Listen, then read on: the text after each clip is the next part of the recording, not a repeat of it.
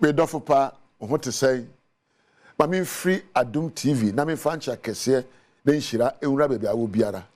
Me am tidwa mu amechia wo semre. Edi am giso e apostle Dr. Nita Kotego. Tware tiawa na Nita Kotego bidin no.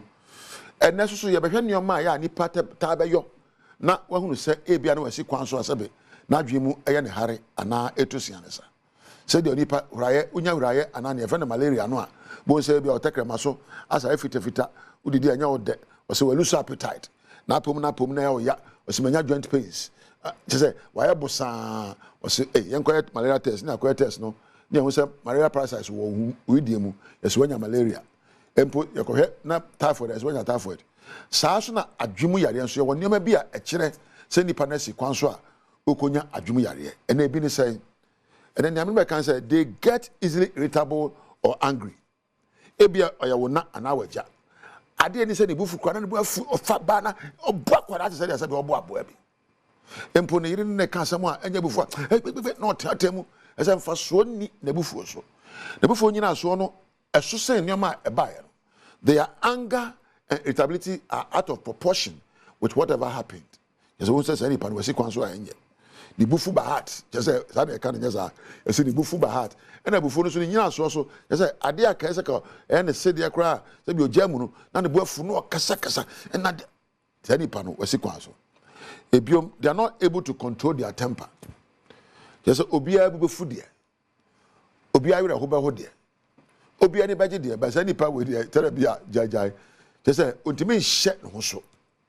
Sabi emedu no be hu a opobia ya kwesi ahon te say je say na kono de kro onhye so kosi say onhye ne nsanom so je say onhye ne kasa so onhye ne ya eye ne yefi so na bibia baba na dwen bia na woyo je say ni how to control themselves je say impossible no control e ba na say so obo bomb we pra mfa no say okura ka na be koso be chi so abo ka chi je say da bia da no say be wa ha say ni pa na ya no ahwe ni yie ebiom ade ehia so obetiatem kura no they yell or fight with family and friends ono wo adwuma mu a bibi abaye bia e de na wo ye no tiatem gu so sabe tiatem no nyese bia o de cancer pa bi na kire na tiatem a se bibi tete no na oye afiri mu na da bia da no one ne mfefo anya ntokwa e wo ni mfie mu e busua mu enamfo mu e na adwuma mu empo ono nya ntokwa na ye frese ye nya ya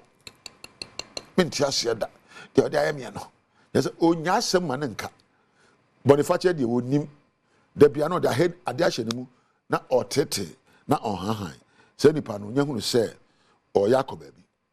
The next thing is they experience severe mood swings.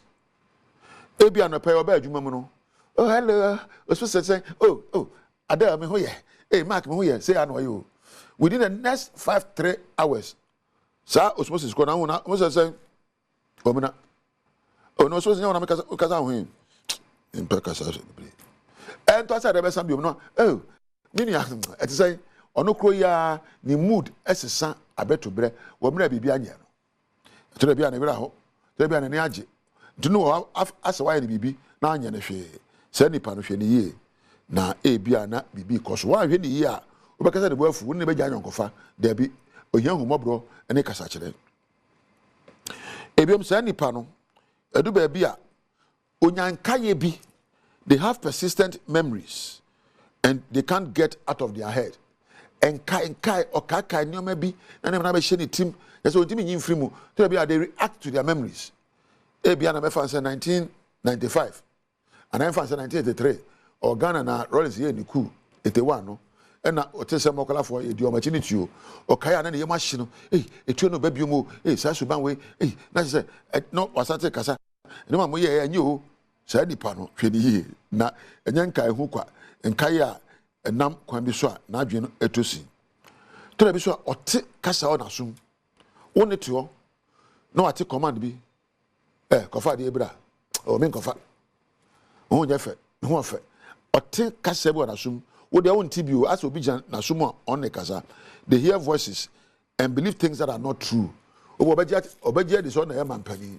Only to Borosua. When you catch me, I'll be sure. So, I'm used to share me or say, thy sins be forgiven. Yes, the use of the nature.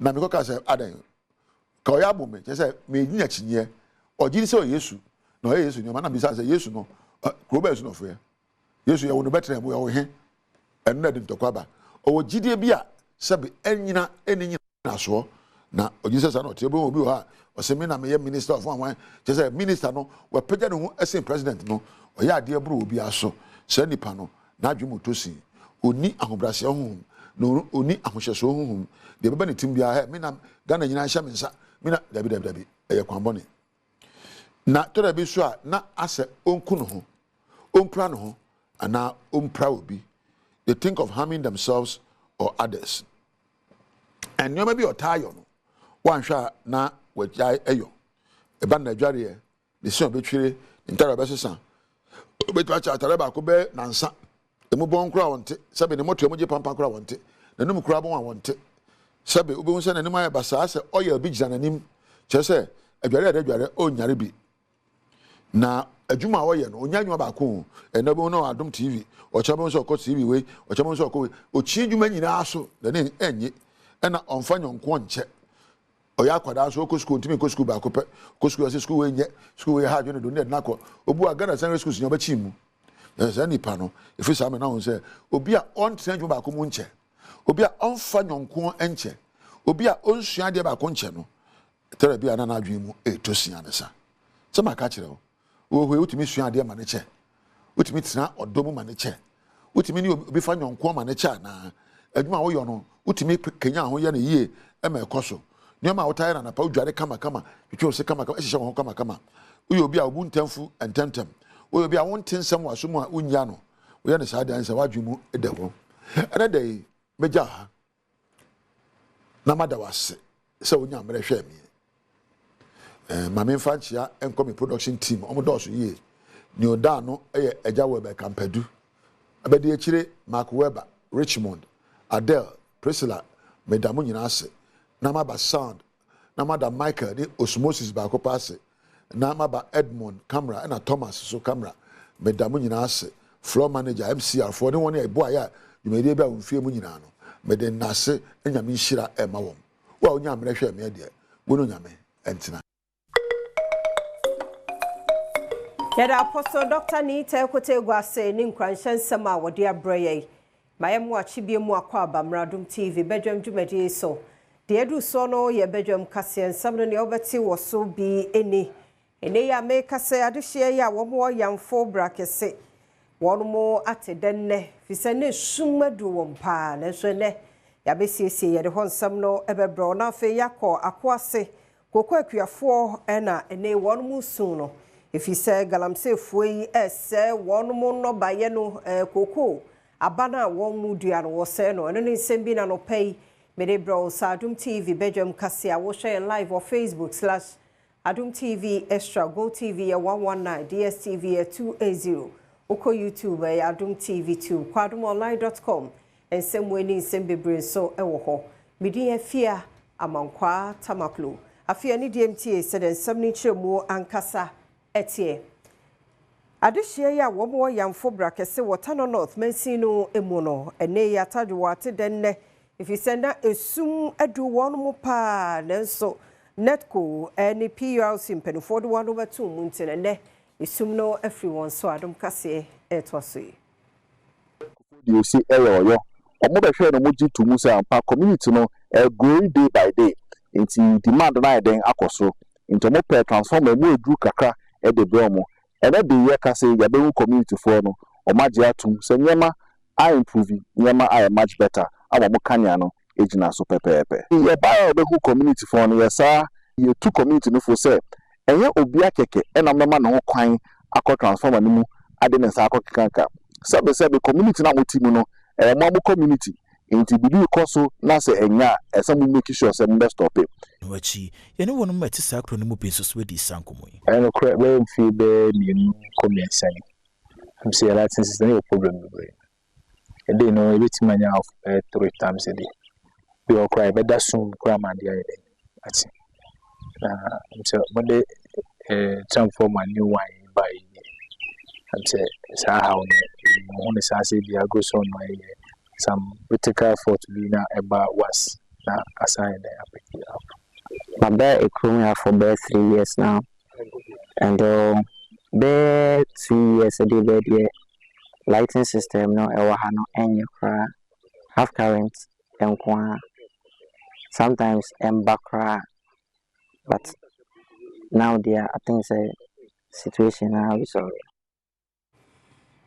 Koko akuafo ya womo akwase wo Brim North Mensimu wo poemantemu ehudele na ni nyina no eye Galamsey fo a won ababaje won sase na boso nti koko mana won di chef fo mu nyina won mo se no wode ato Adom TV kase anim sempanifo emwa wo tenimom ababe se nezr a yedi bedua koko awa akuase so far yenim unit committee wo krom ha asamman fo wo krom ha yentimi nkyere se ye Galamsey wura no na se obetima sizi akuafo adwuma de ampanifo modawroma momma Galamsey no enstopo na kuya no mbom beboa Ghana chen Galamsey no enti se ya mekasa bia mekasa ni bere so se minister wo hwe sa asase sem so no se wa ma amehwe sa akuase baabi ye Galamsey na no kura nim nyame anim nie ebeduru brem ya kasa de mra behye yansam efi se akola bia tonsuo ma wo ho pen ana obi so light bia wode atwinsuo ko ho obi so akwa akotia so ama no so light na hwokoro nyame nko anka owi ye ntra ho ma obi nwu bio enti ne ya ye kasa se mpanfo aso te na se bedi be na wotwe na so mo ma behwe e ma sa Galamsey no mo ye no o mo nja ya kasa de mra behye yansam aye de epe efie pe nye se bia ye nko aye fie efie bebre ben ho ti chese ewokuro ni fifiri ankasa Emagunu ko bi a yesuso se won ye ndc fo na wo bawramu call forestry commission officer wo enchi awowi Mensimu wo Western North Mantamu ne munchemu no panina wono eneda division no ano Felix Ansia edin semi etudwa ha na nkufo bi ebae na nemititi mna dede amepie kutie mna na ndc fo na ebae na omo amane no se omo ati se ye interview ewa hanom no ha ye ba fankofo na mechi omo se bibisa ni ho interview de yenye interview se ye interview kra na ye ba fankofo kra MC no eya aware ana ebia external personnel bi so beka ho me kan kura me district manager eni hanom no a meka se meetima interview intini minima no se bibisa ankoso na ne ewo ho enti ewo no ma ya kabia na omo se omo ntiase ana omo akotu ye office no ede omo ayiki no na omo atum na omo de ndua abresi no na mo lock ye pie enti eba asa no na se ye nso ye mo police for asuti enti ewa ban ne hyehyɛ ya wo ye sem from eja gas so my Ghana mu yebegyina mu die pa ho nkwa atwe nom ne ade enti ne wa power committee ya wo mo behwe se yebenya gas processing plant ne etoso emienu foforo Adom kase etwaso yi. One of the ways is to address the fuel challenge confronting us as a country.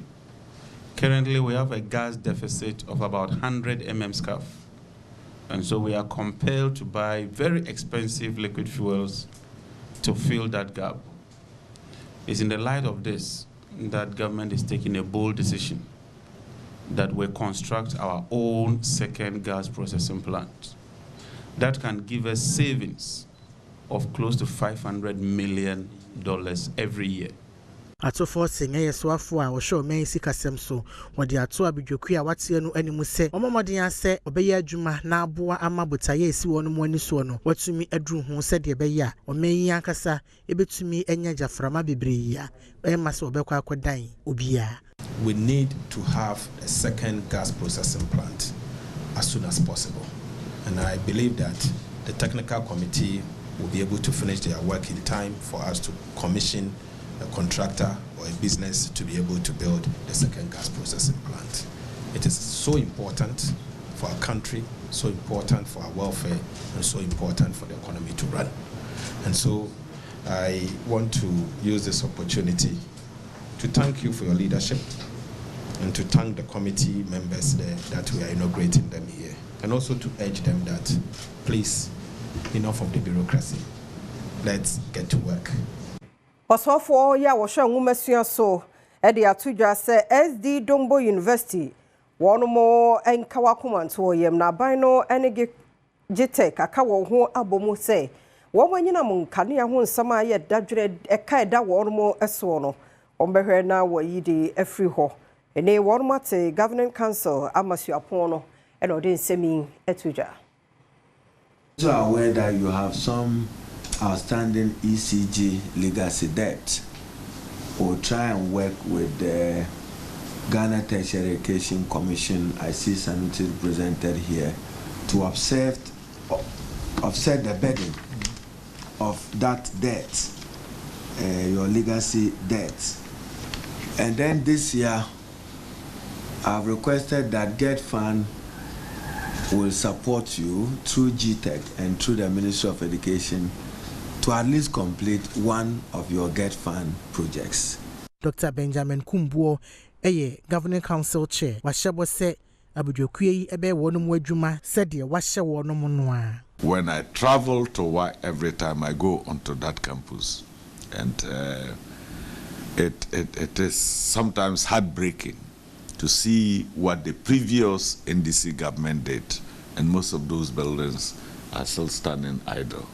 So if we can move beyond the one that we are assured of and get another one in the next budget cycle, another one in the third budget cycle, and even another one in the election year for election purposes, I think we should be able to get there. We, on our part, would also try a number of private initiatives and see how the local community of the region would also encourage and make their own contribution to develop the university. Adom Kasia betimi akasi embo se acting chief executive officer Eda Ghana Gold Board Samijem Fi and chief justice chief of staff Atone Nsade Afreno wo aban atena ye kese efa video na monten se ode dollars bia ma evangelist Patricia Siedua esiama dodo na nim no nana agrada. Yedin kan abo amane se chief of staff Atone Nsa Efre Samijem Fi a wo hwe chief executive officer Ghana Gold Board ano so meyi ensem a efa kasafonyini ababeto abefo 10 times so a no hunu se wo ma evangelist Patricia Siedua esiama wo friend nana agrada no dollars ebra wokohia chief of staff no wonu munhia mu a woyeye no enya de se mu nsem ababeto dwade nanso osusu se enema bia wokodwendwene ho kwan a obefa so na saa enfonyini ebeto abefo 10 times so no wahunu de nam supportinti a ema eba ne sa esan se manpanyi John Dramani Mahama ewo African Union Debt Conference bi a wonum ewo Lometogo nti wo hwe de mu kwan se wo ba beduru o man mu a enkomodi ekoso ewo chief of staff ene Samijem Fi entemu no chief of staff ede nyina ebeto manpanyi ni anim enti wosan komo we mu no kukuma wo mrahye bedwafie mu se wo se ye hwehwe mu ehwe baby a Samijem Fi nya dollars no efri. The casual distribution of foreign currency by a high-ranking official sends a message of indifference to the struggle of ordinary Ghanaians. The Bank of Ghana has constantly reminded us through various notices that pricing, advertising, receipting, or making payment for goods and services in foreign currency without authorization from the Bank of Ghana is illegal. The penalties for such violation includes a fine of up to 700 penalty units or a prison term of not more than 18 months or both. In other words, this is the prescribed penalty for anyone doing businesses with currency in Ghana or foreign currency without authorization from the Bank of Ghana. And from our checks, Mr. Jemfi has not got authorization from the Bank of Ghana to do business with foreign currency. The immediate sanctioning of Mr. Semi Jemfi as acting CEO of the Ghana Gold Board. Secondly, we are calling for a full-scale investigation into the source of the dollar bundle displayed in the viral video. Maminya no so na Adom TV Badwam kase na ha na bema kwan na no pay media siase da ya odia emre ne adaje a wode ma yenti de edu so no ye de bon krata no ne online de tweye wadaroma ye kwaba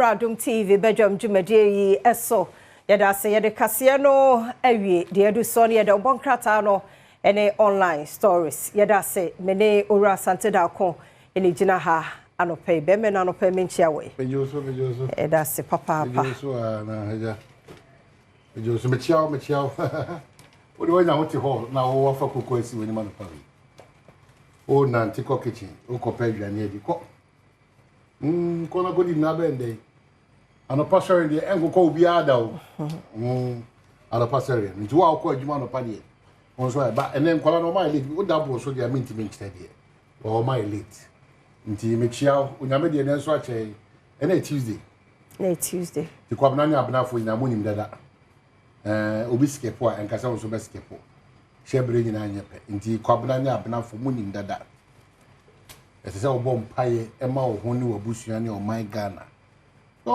e year so atiase obi mpaye a wabo the whole year wo intercede ama ni nua ba ko mpoda wo intercede ama na dwuma mu pay for one day mpoda wo intercede ama mo go hospital mo go one day mo mpaye engine mu mo obi da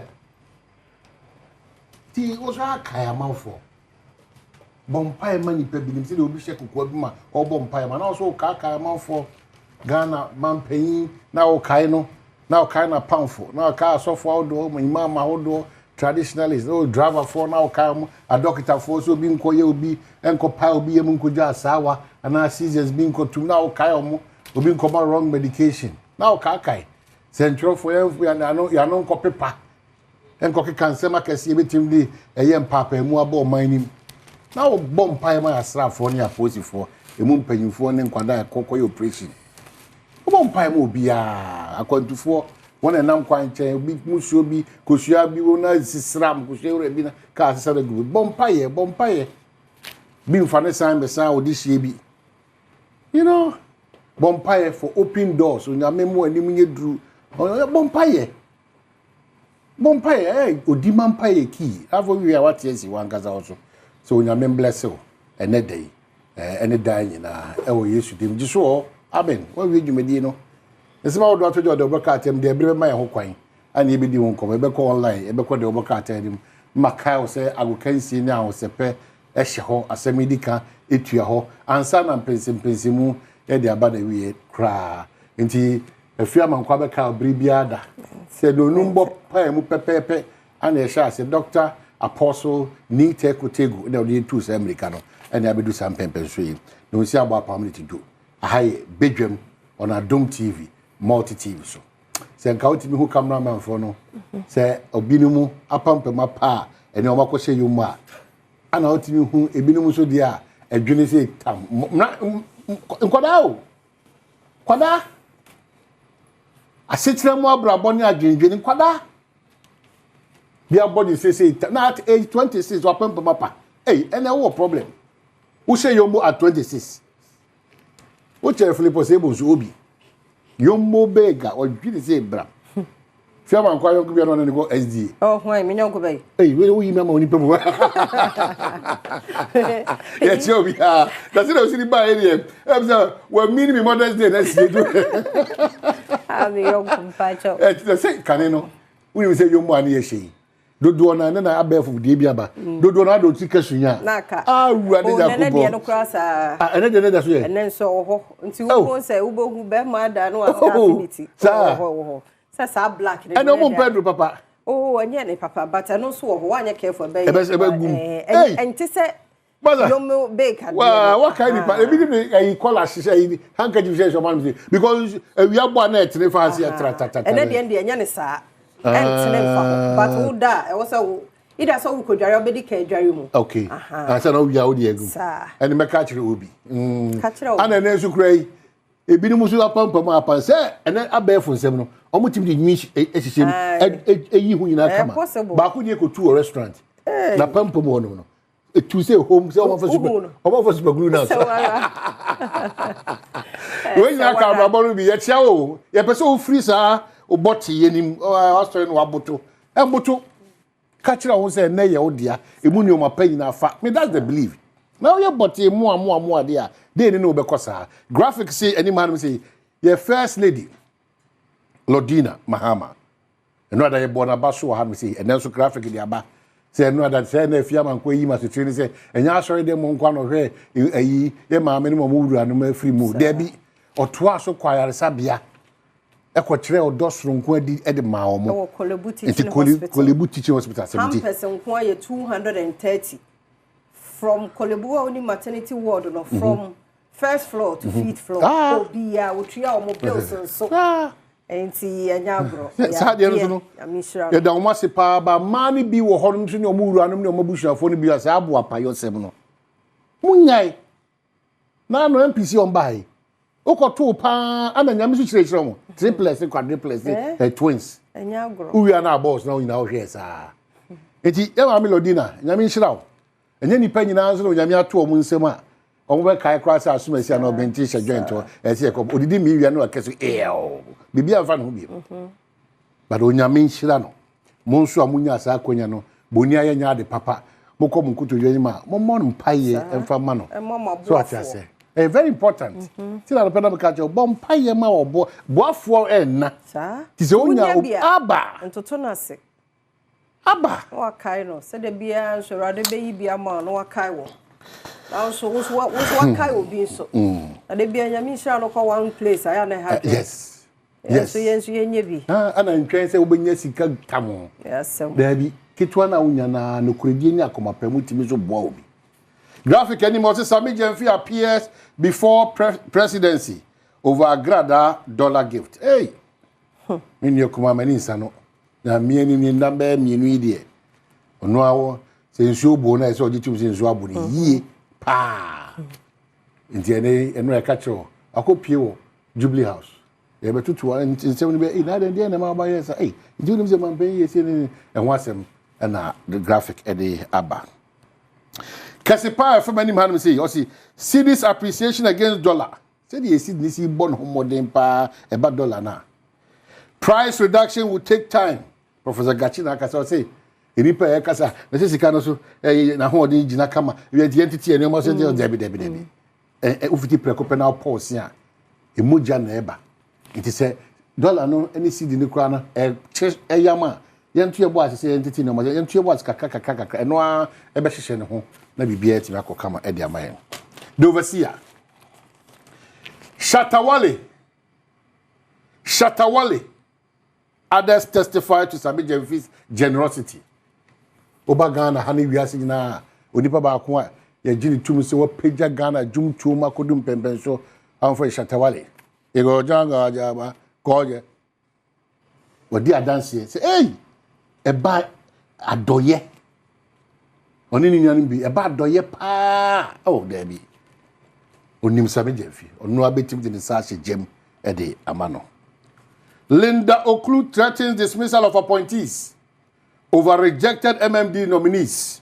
Hey madam to boase na oba da be ye koto aba ka bibitu ma adwene mu na mentimi hu de ebe ya metime nyina so de ato aba ne ba ye mapo MMDC bi nti e won kan ti wo ya me pamo izare ye no ye pama nka wo de di ka pamo kasade akrokro de nti a esese ye to aba ma so mesia na obentin faso de ode bebre nye hunu na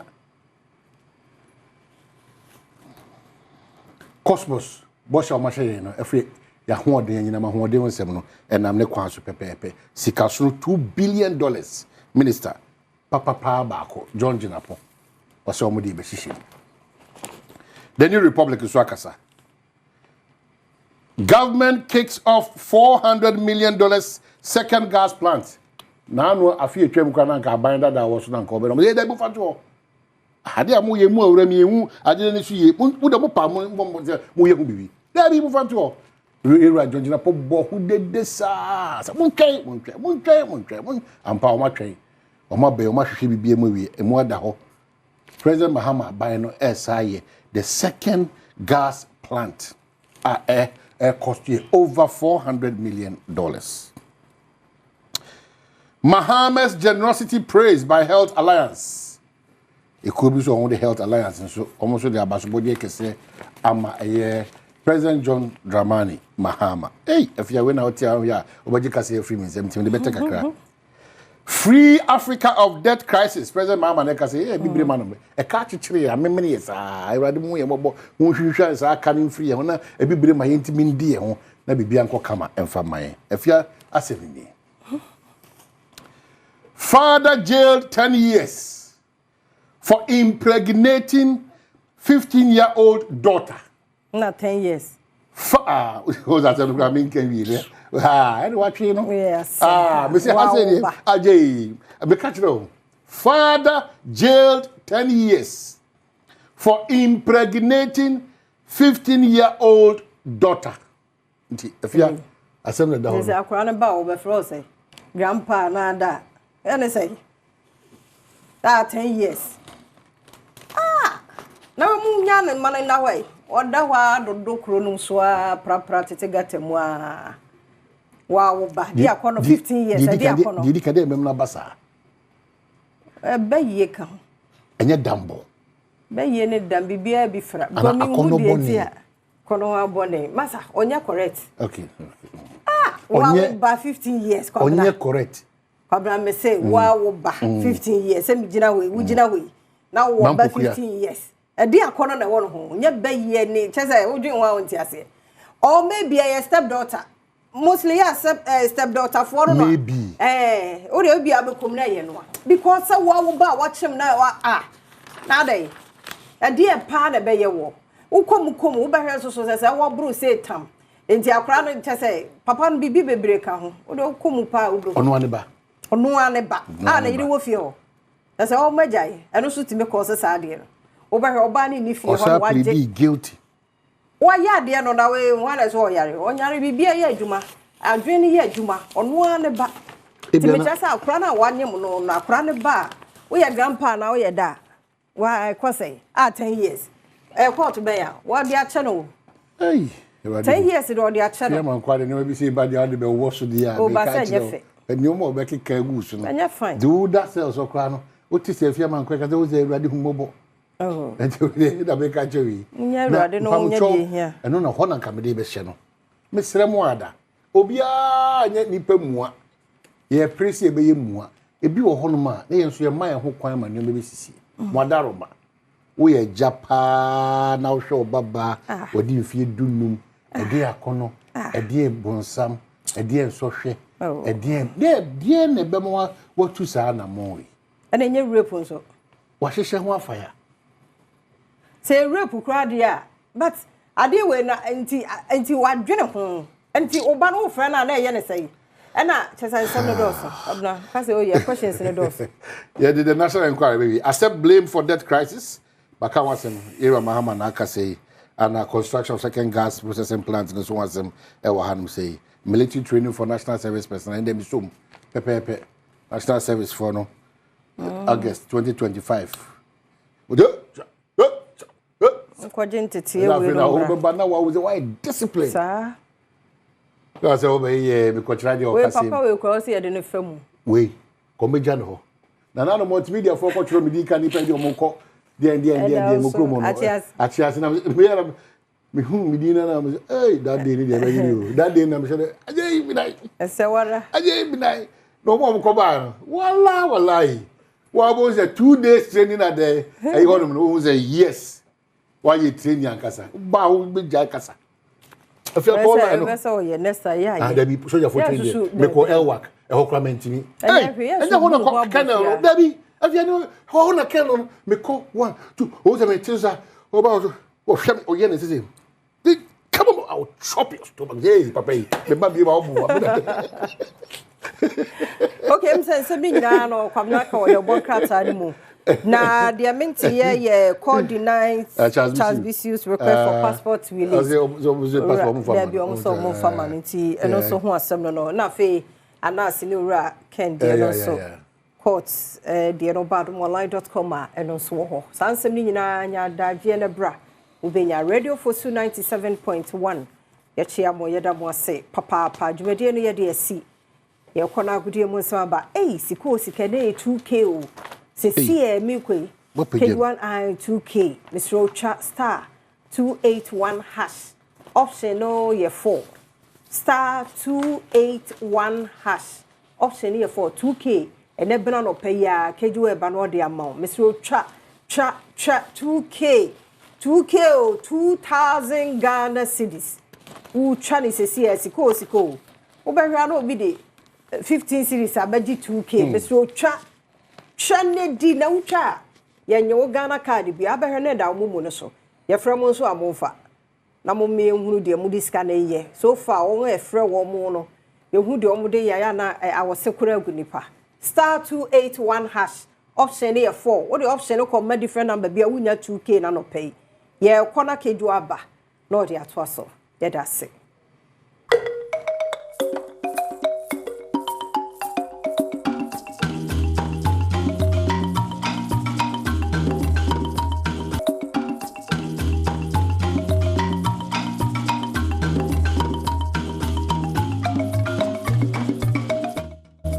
Anopain so Franco Trading Enterprise, phone Papa Fie, ni appliances Papa Fie, and I feel sure Morta Guinness, yes, ya concon, ya de Ahudi Munsamo Pro Sebejaba Wakansi. And then some of the talks, there's a fata sauti, and I did a bucket with Senior do the rapi, Anopain so Yabaya, Monon 70 so ye, me and Queen, Paribuchi, and a producer, Kejwan Cassani, Erica Sedu, but Yabasha said a fee the Italian Serie A now a 1 point between Napoli and Inter Milan. Just as we thought, said Napoli take you over Bajadiano. Wasan kwa drama Inter Milan Arena I don't know asan akate about 1 point. Now in matches score so yes Roma lose it to Atlanta and Venezia above Fiorentina by 2-1. Inter Serie A table top 6 now something which is the pin so on our screen Serie A table na so sit here at the moment. On top of Napoli Inter Milan tosso mienu kwambia so no yehwe say obetumi agya 78-77 Atlanta tosso miensan was 71 and Juve tosso and 9 was 64. Lazio tosso no was 64 and Roma tosso nsia was 63. Ebo bososa 12 oni Venezia Lecce Empoli Monza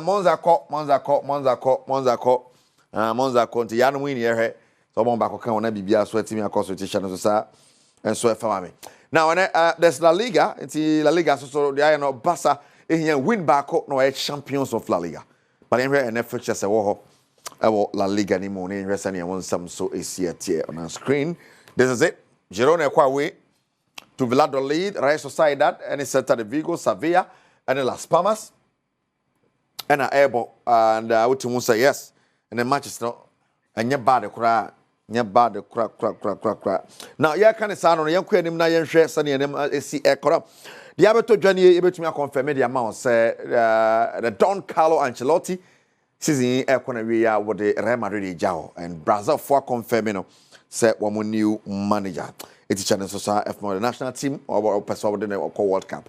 It's almost on one a bit me the amount here will be to manage Eagles of Brazil for that is Brazil near man World Cup qualifiers some boy cry won share dem so papa biasa but and some hwe no munya no bia Xabi Alonso Leverkusen coach and they were announced so the whole job on they take over the reins of Real Madrid the channel so Efa Mame and Leverkusen dia tudwa as 2.5 years papa BD wo Germany no what mapa wa J league and of course wa J the DFB Pokal what papa competing na nya asam keto akra na hwe de okwakoye Europa League mutimi do the final of the Europa League na tum say ekoye papa nti manone ne ekoso wo Real Madrid ne Leverkusen akachia yere won sam so ebro na no pa chane so mame ese de be piem bia Real Madrid confirm Alonso a and so yede won sam ebro na ekan die the new Brazilian national team coach Don Carlo Ancelotti me patron na mecheska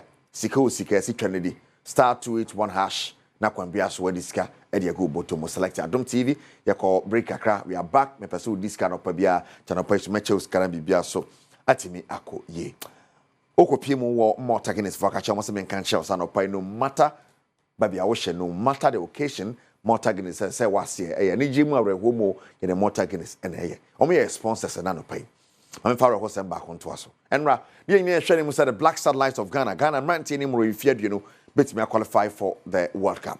And for kiki 2-2, equal a penalties and 5-4, Egypt 4, and Ghana to be qualify and call World Cup. Maybe young question a game this sequoia.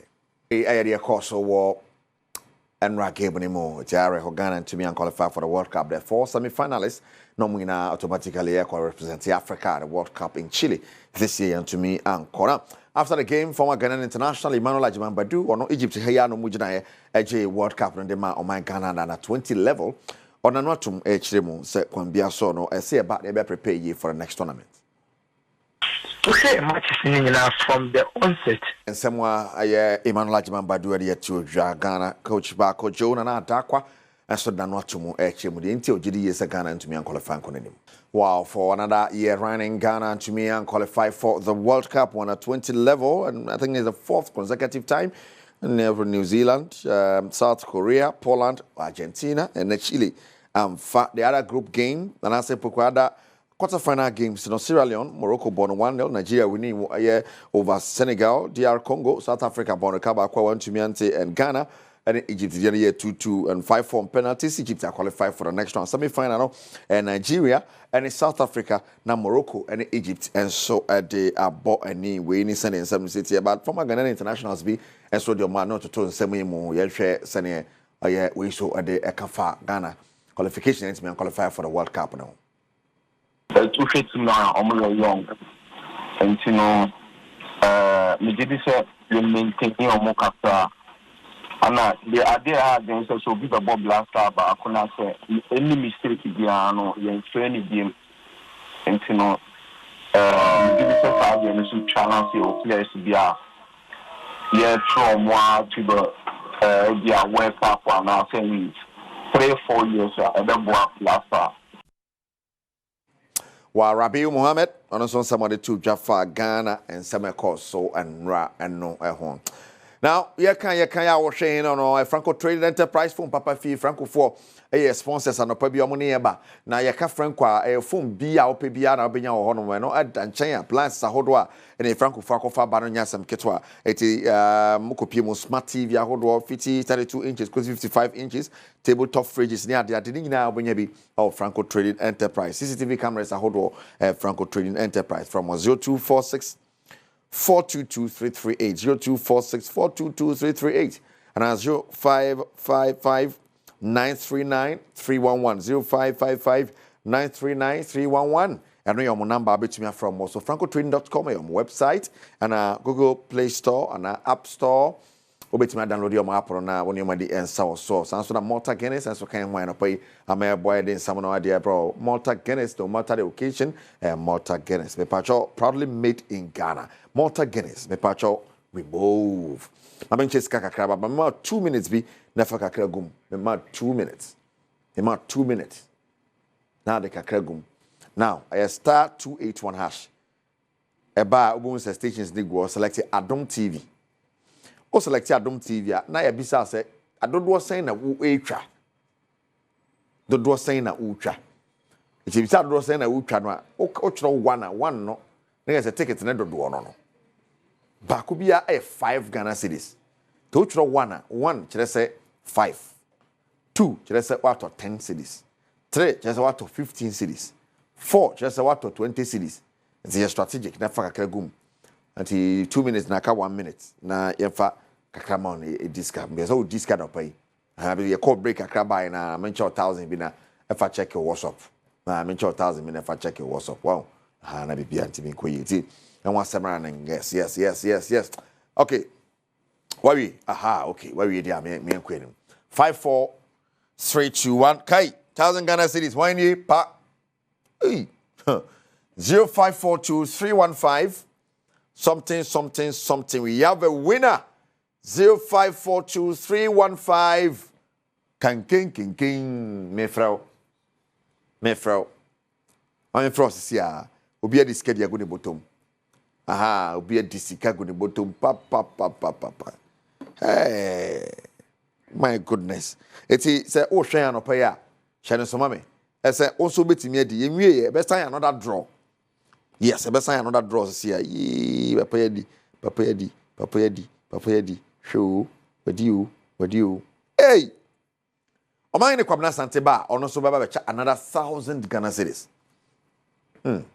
makacho ya bayi de nke se be mo adi sa ti ana prepare fa kakra gum ne diska go bottom fa bi gum ese yenhwe TV ne sa keke o TV no na diska de go bottom ti fa kakra gum ne diska fa go bottom live on Adom TV yenhwe se wi na ne beba na yakọ animu a wan na awi ni me 1,000 Ghana cedis na waje de ko waje me 1,000 Ghana cedis ne de ko waje de ko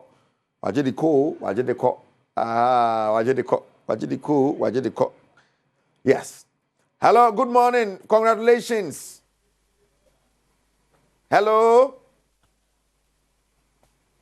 kabe me say me winner no ntemenka winner no ntemenka me winner no ntemenka anopai mayenchia engineer Samuel Odami Ajay or CEO of Tropical Cables Limited. Yes, engineer Samuel Odami Ajay, CEO of Tropical Cables Limited. Engineer, fantastic morning going out to you, engineer. Yeah, me shout my yes. Your child nano pay papa. Engineer, yeah, me shout. Your child nano pay na obatimeka.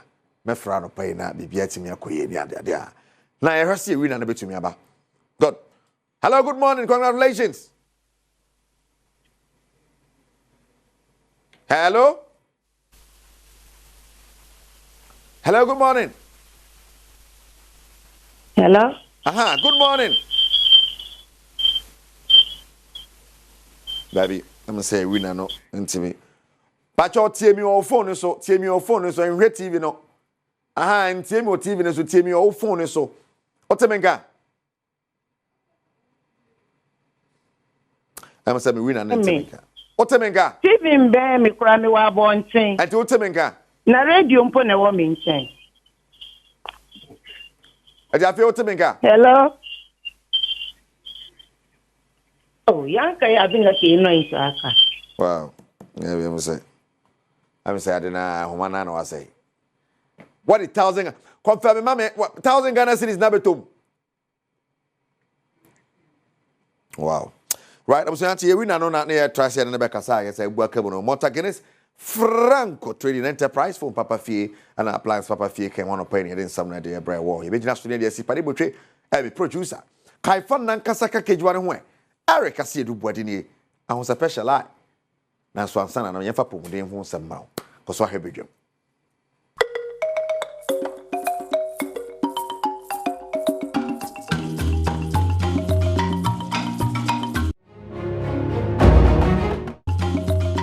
NSM Wakaba, yada say, the Badwam TV, Badwam Health Tips, so ye didn't come out Simenum Bia near her said ya pomodin 170.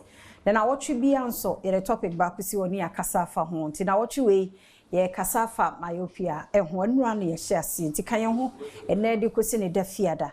Na endpoint Homeopathy Clinic, Nadaroma, Eddie de Bro, ya will be a Hawadian, and number no screen is one of Freno. Na on show, Dr. Womre Pa, anytime friend. Obeje so na one na di nkomo me Dr. Rachel Kusi akosan so ha na da romana na wochi so odi emfasa enchechire yi mu ntinya so ma me awofo ne abata ne ye na nkasa yentie ne ye dog me mo akwa babiem such an family so me da se na wochi so ma ho kwan se ye ni nkomo myopia sa bo ne tofa kakra bi na fe ye nto so na ye nhwe ne signs and symptoms. Me da say, e shall from Monday say myopia e short-sightedness. Ni nyina ne say ade benwa ubehu. Ade wachira short-sightedness. And you can say or eyeball no, it's a bit longer than the normal. And in terms of rays of light they fall before the retina. In terms of who are dear eye wachi in simple terms no. Sana myopia no ete. Yan hwe na se bi wo afia so a beden wo. First one I'll be when he said when you yate ho ono hwa ade wachi a ohunu kama wo hwa wo enti I was say I was and then oh madam fi ye net class obi be say I can't see it me madam fi try na copy just say I can be actually any first one second one only akrati fie yes akwa na squint you can squint na only ni say as on one and in answer enti parents be wo ma won tin kra na say say akwa open ani mo amo it's because the child is not seeing enti akra na say one ka sample mo wani answer na wahu ade a eno see your friend is squinting another thing and that's eye strain once any panel otimi twene ko answer na wahu ade wachi but normal person no onye sa eno another thing and that's when akra with fear cry TV yes akwa na TV na nim obi ati a kire wo hwe na kama but yes akwa no wa be TV ni say parents say I now call TV anyone answer because the child is not seeing. And I say I can't try the class on 20 years. There be a crab back mistakes. But this na marking it wrong. I can't be na Obi also in chanity.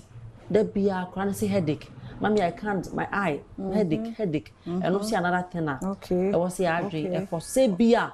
Akwano ehunu obi ba me clinic paper mama panyi for almost 40 years e fini kwa ba mu na mama no hu hwe but na wonim wa koye MRI then wa ye ni na scans na wa ye until at 40 years na fini e be hu se sana mama no na ni no lines 2 pe na otime kan ya na ye kan no lines 2 was a doctor na me nim se sana mani hu ade what you say eti a conditioner e wo ha obia no e wo se wa adwen ba so wo dey compare and I face some when you know check it for saka tobacco see tobacco see huno for saka tobacco one eye might be myopic backo to me hu ade chen backo and also okay ya ne nkura ni nyina ho mo ne nkura ni nyina obi an check it because backo hu ade bebre na backo hu a the weaker eye can become lazy sa na bibi wo hono ma ebema wo hu wo bobi so de ebema wo say de akeka kwai wo yenya short-sighted what condition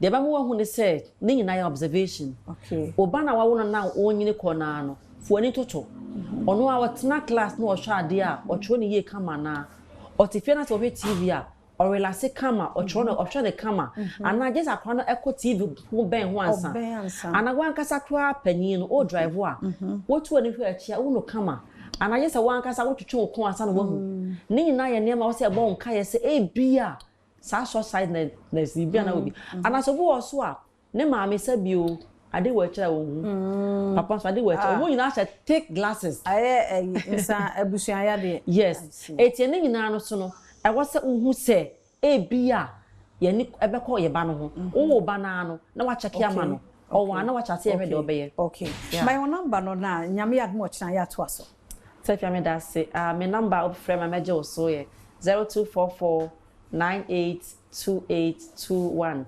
0244982821 yeah that say Dr. Rachel Kusi akosa ochna nyame ya dom ne nkwa hodin krai na e be sato so so akwa ba bi Adom TV Badwam dwumadi so yeah da Dr. Rachel Kusi akosa se na wotwe mu and odienfa eye myopia emunti eno aye hyase nenso yato aso 5 minutes yen che ye de bro say health tips wo Badwam ti misro ye mo ye ni no ho ban se wan ko check ya de wo kan unhu da ana se unhu se ade bi wo kira unhu ye problem entra ho sa anhwa by the time I realize no na say won in fasedama endpoint homeopathic clinic won adaroma eni tumi de bro wo the number no ye 0244867068 or friend one yare bia obebo pa mede afia amankwa tamaklo na mamenkai wo se green revolution no abenye e free ase 11th to 13th June 2025 ewo Accra International Conference Center Ghana Horticulture Expo 2025 no na make day actually wonti ye nneɛma ahodoɔ sɛ ye fruit, vegetables, technology, export opportunities eba ewo Ghana Horticulture Expo 2025 no. Nti obi bia nneɛma bɔbɔ so wo ye bie na yɛmfa nkonkɔfo ama so yɛnkɔgye mu nimdeɛ na abɛfo kwan ne yɛde nneɛma bebree. Nti saa Ghana Horticulture Expo 2025 fa ho hyɛmu bi Federation of Association of Ghanaian Exporters One Ghana Export Promotion Authority and Akambomo Edijumedie yi eba Ghana Exim Bank, Fidelity Bank, JIRSAL, Agromonti, and Afe JIZ, one and sponsor Jumedie, one more support here. Joy Business, any official media partner, Jumedie, one more day eba, opportunity in Ebra. Nebe share and in the four nema mabo bosu say you fruit say vegetables and our technology wo ye exports no be share nim the phone no bi dwumade oticheni obabe kasa ye mampani John Dramani Mahama ebia na wo so pese wo je o stand ewo ehono ma obetimi register wo www.ghanaHortiexportsExpo.com Ghana no www.ghana Ghana no na Horti HORTI Expo EXPO.com and answer for number 0243 3457 0243 457783 and 0535 224555 0535 224555. Now also in Penifua Kasa Ghana Horticulture Expo 2025. Growing Ghana, exporting excellence. Into for also ejim. Me wa Dr. Pastor ready. Can do ewa ha ofri ye faith homeopathic clinic. And then the brand pay on the baby didn't come on himself nada de faith for ato and upon moba any bidi apomodin who come on to Mr. into off. I need TB. A be an for one. A be an you be na wutie a catch then or Sadia no so bois na menna prophetess a ye faith and so asset mama faith me chia one of your bapa on coso and was run on coso and more. Na ya waka and pipe boom so. Inti dog, I don't pay him much. The Biaboko dear. Or why a fair designer near where? A character, me design Mr. Fee or Kumasi. Oh, why are dear? Mr. Fee, yeah, FPA. Our brown or the Ashim. Now, once winning what's up, sir. Because we had designer near dear, but the watching. That's right. Also a problem, intimate man will be beauty. That's true. But where you need why are dear? Obapa. That's a pan, dear. Dr. Boate. Dr. Boate. Edwuma na doso adoso otia ne chi kaka sa ehu hia enti no se me beginem ma yira sa mo ya de Dr. Abigail so ye chia o nim se won so edwuma ni nti sa so na Dr. Enoch so obogo so obo edwuma no so obo edwuma Dr. Kofi Amponsa aya de Kofi Amponsa so obo edwuma sa la Dr. Gloria Nidora omunyina obia ya misha anope ye hwede that's right anope de on say na yankomodie no da bia na yes center on general health. Okay. Because e be say enkomo na ebidi no de fo bia ho a ebitimi ama no nya ahotoso ne ahweyi e wona pomode ho ya na eho hia e ba on say afi bia ke celebrate World Health Day but I feel enko the WHO celebrate World Health Year. Okay. Because of the many health challenges they say funny pa pomode say ya bedru apomode kwantana bi so a yehu ba bia yemfa just nneoma na ya pomode ediesie no edoso enti no akodu ba bia obia wo chefa bia just o play ema yenya holistic health na obia timinya apomode na som edwono. Okay. The science no and a faith homeopathy so afia say ayesha na rolling self care awareness here. Na self care awareness here no ne botaili nyina ne say nipa dodo a yare timi show mo ho de tena fie che na obeba na ade aka ebetim de ade kakra bi asa enso anam so de tena fie achi nti agensam no sa afo no pa na ye twa madwene si so amoma hu say ye kase obi a oye doctor you say health is too precious to be left in the hands of the professionals alone.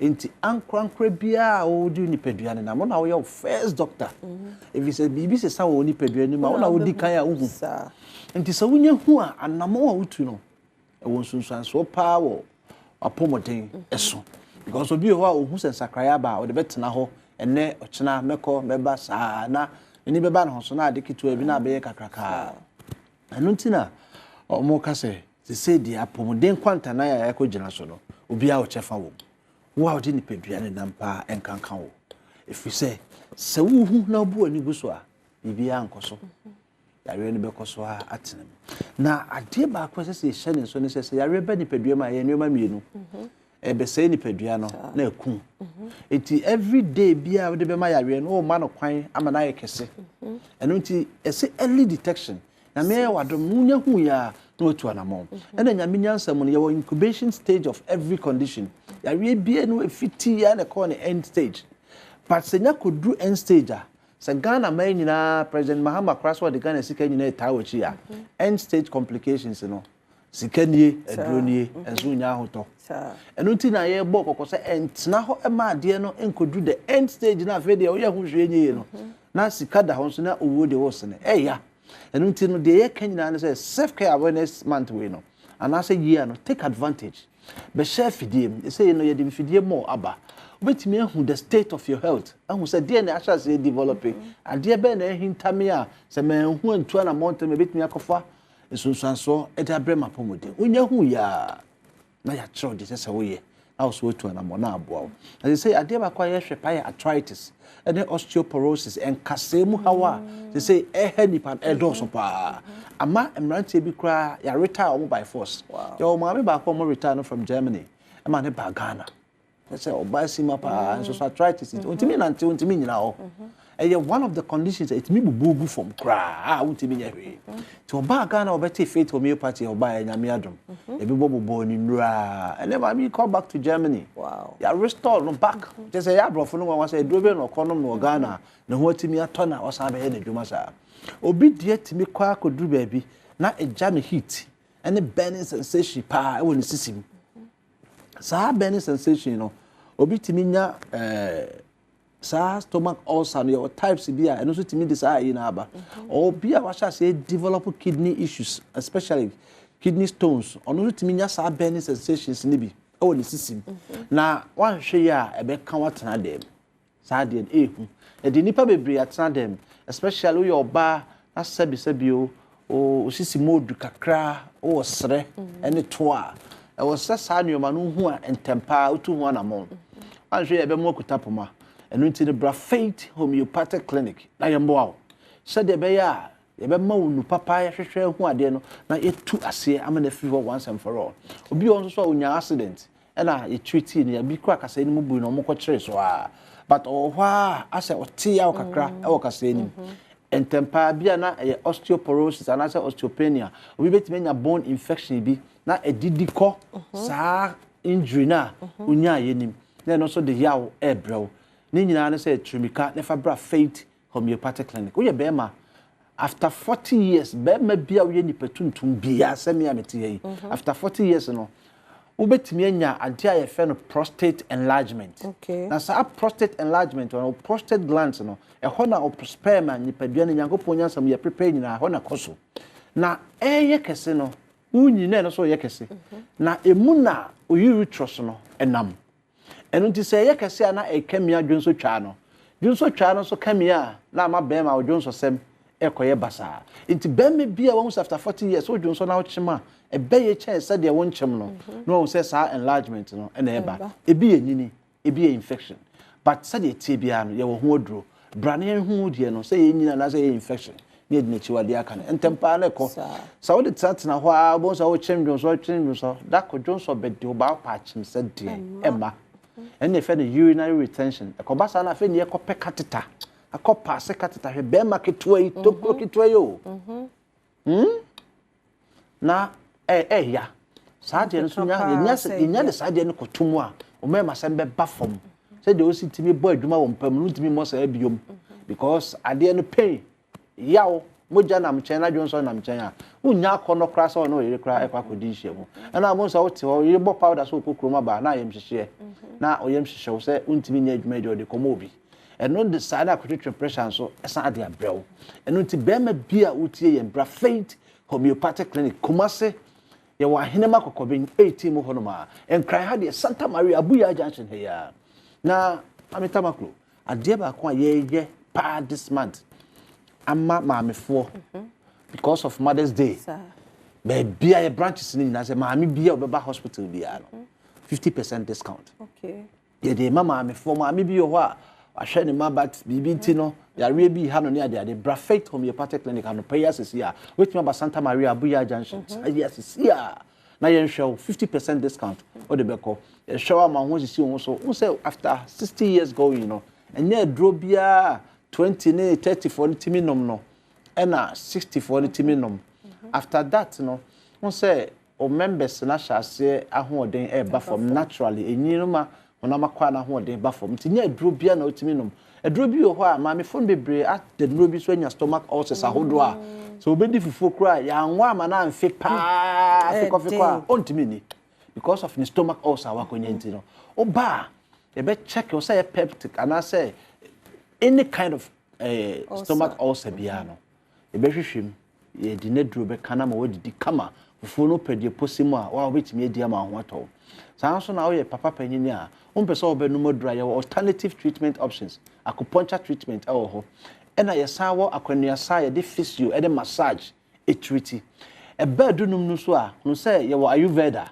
ye wo herbal ene wo the conventional it is said ye be boa wire resebia no ebe check wo hunsuo moja no na etwa waduru a mo ye ntafo kora panyi entimi num kakra duro kakra entimi num panyi duro ti be chef die nim na ye check wo na ye saw ya de a ye holistically approached na hontowa ya we ne beko ema piom na wasan aba ho nti fa numbers no 0540 710 940 0540 710 940 and I say 0244 58 38 59 0244 58 38 59 yewo Santa Maria enkran Kumase ena wo hwe ya obetimi akọ ahenema kokoben 18 mu honoma mo takrade nyina monko anaji police station chewa Dr. Boatin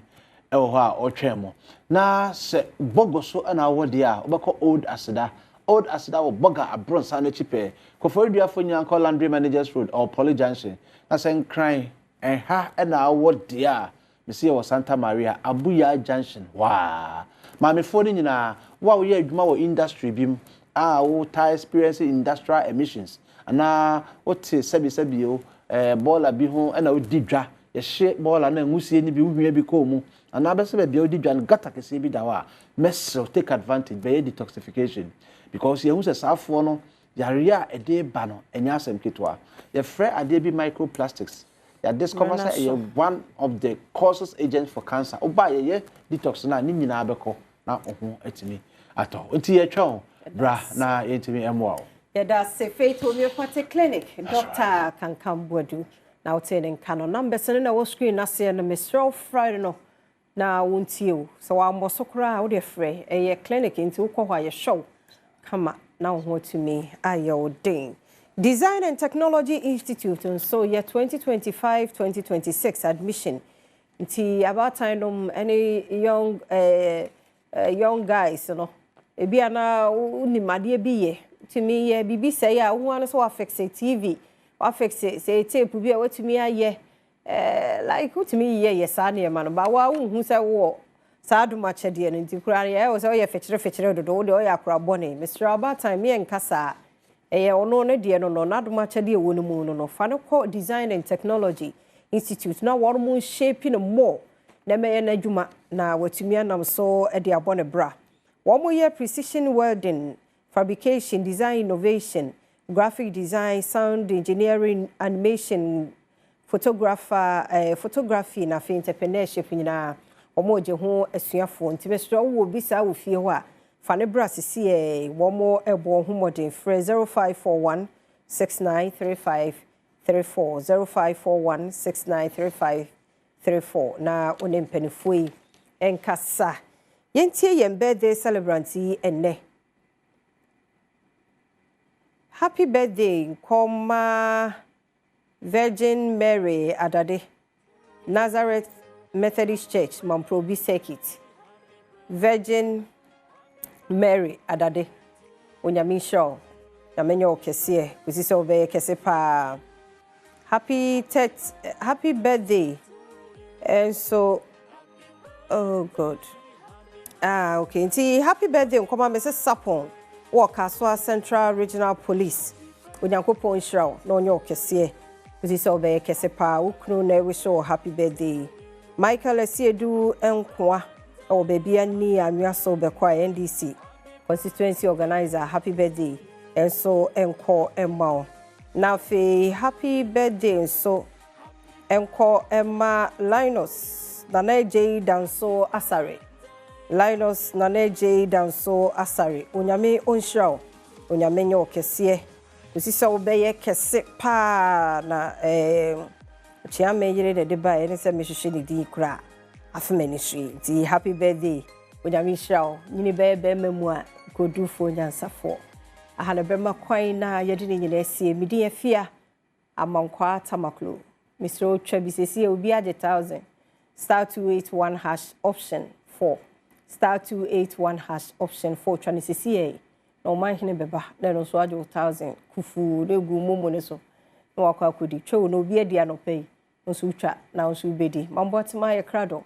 Ahosepeno etwaso. Wakaba sonko ombra bejuma hosepe jumezido. Live from Cafe Bar Noir and yatna se Jowulu police station in Chan Honoma Adays on Tuesday bia yatna se na meze who favorite personality no is abroad. Na in the makacho de jumezino baya sonko kra say and the mufamulu ofia na de say umpono you will be a Edwanyami ye a chapel in Yami Yom Nazatoa and then no be here papa there a miss Nkomozia Meba Mebezi or Hade.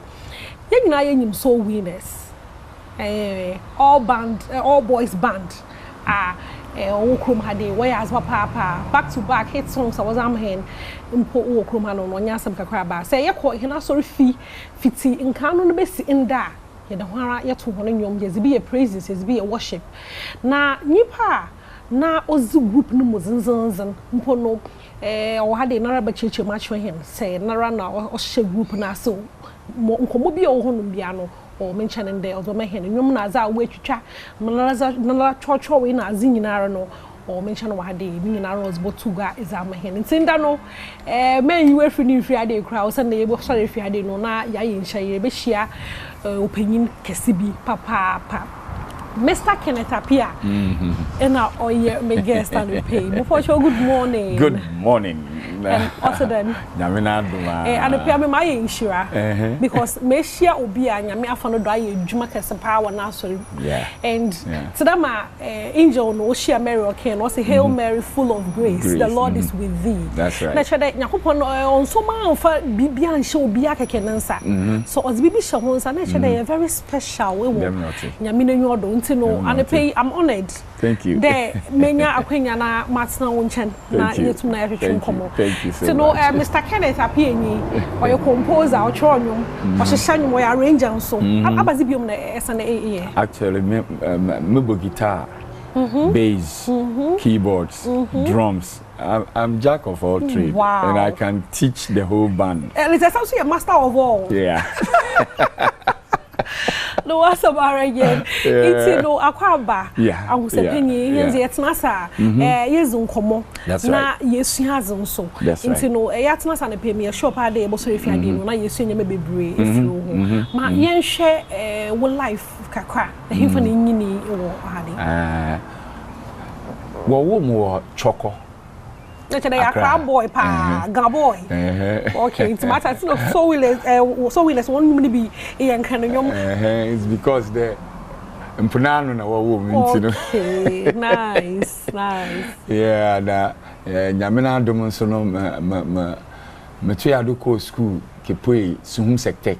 ho na mi share Christian Dankwa mi junior about drums ona onye Samuel Ofosu and mi group one and I about Presbyterian full on Bible study and prayer group band. Maybe a school, no there, maybe back to Accra. Okay. Na Christian Yemi Junior and baby I'm one or two feet in Mammy fee, no better than mention. Okay. A Christian Nyon Kunye Samuel Otu. And based on that, and the end ban born, you did be fear no coffee to buy. Naturally, me started there, me change because me are very good on the bass and guitar, and did that. To me bass in my Otu. No started there, Orisia, yes, coaching na no be, three friends, on you started the year bomb, sorrow Kanishi. No afraid and still pause because reggae party pause. Okay. Oh no, brother Krubino audit Zinu to him because we were so fan of reggae. Now reggae is yeba. Say yeba Bob Malia, iboku de easy or your original pa. And through that you stay Kanishi Kakra. Na you move back dance man. Okay. Until a home woman I started there, you create an album with the name and entitlement. Thank you. Okay. Okay. Yeah, that's it. Yeah, that's it. Cafe Banwa for home. Okay, that's fine. Cafe Banwa, Jolu police station in Chan Honoma. Yatna be busy. When it's bound to come up, papa. My instruments, actually, there instruments. It started these instruments time being one or trouble. Nah, me a bed 6, 7, between 5, 6, 7. Nah, me fee a brand to be our friend Awuli. Nah, ordinano. Tumubo Konga Nazi. Emi so no me gift a me from Nyame di Rem area zina mutumi show de animation. Wow. Aha, nti no ordinary no be ye dem ade na animation.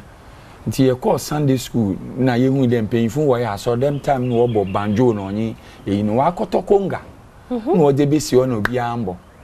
To hu na me pray fi Sunday school ho na mreba me be mbodu aso de mo na me kegina egwa ho. The one boy am na me fe egwa no wonyi ma adigudita ya me be ye. Me di egwa no court Konga no na me gina do na me started dem mrebo. Ono nyi me wie yi wo Sunday school. Nti me ntu me wie Sunday school. Okay. Na is this Konga? Konga no. About time is other instruments and also. And from there, no, we yi me fee Sunday school bar asorenim, and the only place I was born near choir. And mama joining choir. Okay. And na mrubo Konga no choir no. Now we be programs are no akefa electronic instrumentalists like people from outside no ababo guitar, bass na ade. And me hu one me di menua. Shen. Na ono and now only me to guitar, no bass, no only lead ni nyina. Now only the mysterious. Me can Matter say, every man has a mystery. If I can crazy. That's right. No has a mind. No, my share. Actually, my story na be do big ma. What's the warble? What is one for steel? No, yeah, steel pulse. And steel pulse no yeah American reggae group. Okay. Now I saw from the two and just because you per reggae na. Okay. Until you bodu dance man na pede. Yeah, album. Ina oyede pejin. Ntine ho ina you decided there. Adzena anyum na ye born ye botwe akra because ye hu there asoro woko eyi na adzena ye ba ho be 10:30. Nti why ye service ewie from 10:30 to 5 a.m. no. Ye started ye boregia. Rastes no nye chede nkofo ba bogu ho and they wonder if ye Christopher another ye from one. But we were doing it ni enyimpo there adeno to me win until through I said no near this area chale yan nyum no to me win so until dem da yan to din so win I said na one farmer that say na to kakramam yes to Christo I said na one farmer baby jingeleba oh rade nyame ehye hon pa nyame ehye hon pa iti da menyum no kra no e che da menyum no wonya da menyum no wonya so winners na mana ya shase intinu ye sha mana ya shase inti ye shase na ye two din so winners aha ene ye di album no but album no wan ko be bia because na ye promotion onye eyi yeah intinu o kabe there ye try another means okay inti another means ne ye only Jesus can save. Only Jesus can save. That's right. Only Jesus can save. Hallelujah. Yeah. Nice. One story no come papa until no me what shots no way boys are. Nee boys be there American them okay Mela Christian Sammy Robert Akwe na Mary no nyi dina nti ne 7 na mbesiafo e bi nka ho. Okay, nti na shada no nya all boys band. Ye shase pa no nya all boys. It's after first one na anye we no and then we drifted to the only Jesus can save no mbesiafo no want to me baby. Wow. Yeah. And hit to say where nyame for wonder him be brain that here kwa sorry fia ye to wona nyum be and you won pair to nyim the oil so winners another Mr. Kenneth appear no otro da menyum no so no nde o yen channel ha de ya ye no hwehwe nkomo na yet the age so winners for so many years nyaba sembe. Okay, me can there and it can be the life no our experience in a Christopher life no na Nyankopon use inipa to give us directions and to caution us. That currently ban was Action Chapel Thursday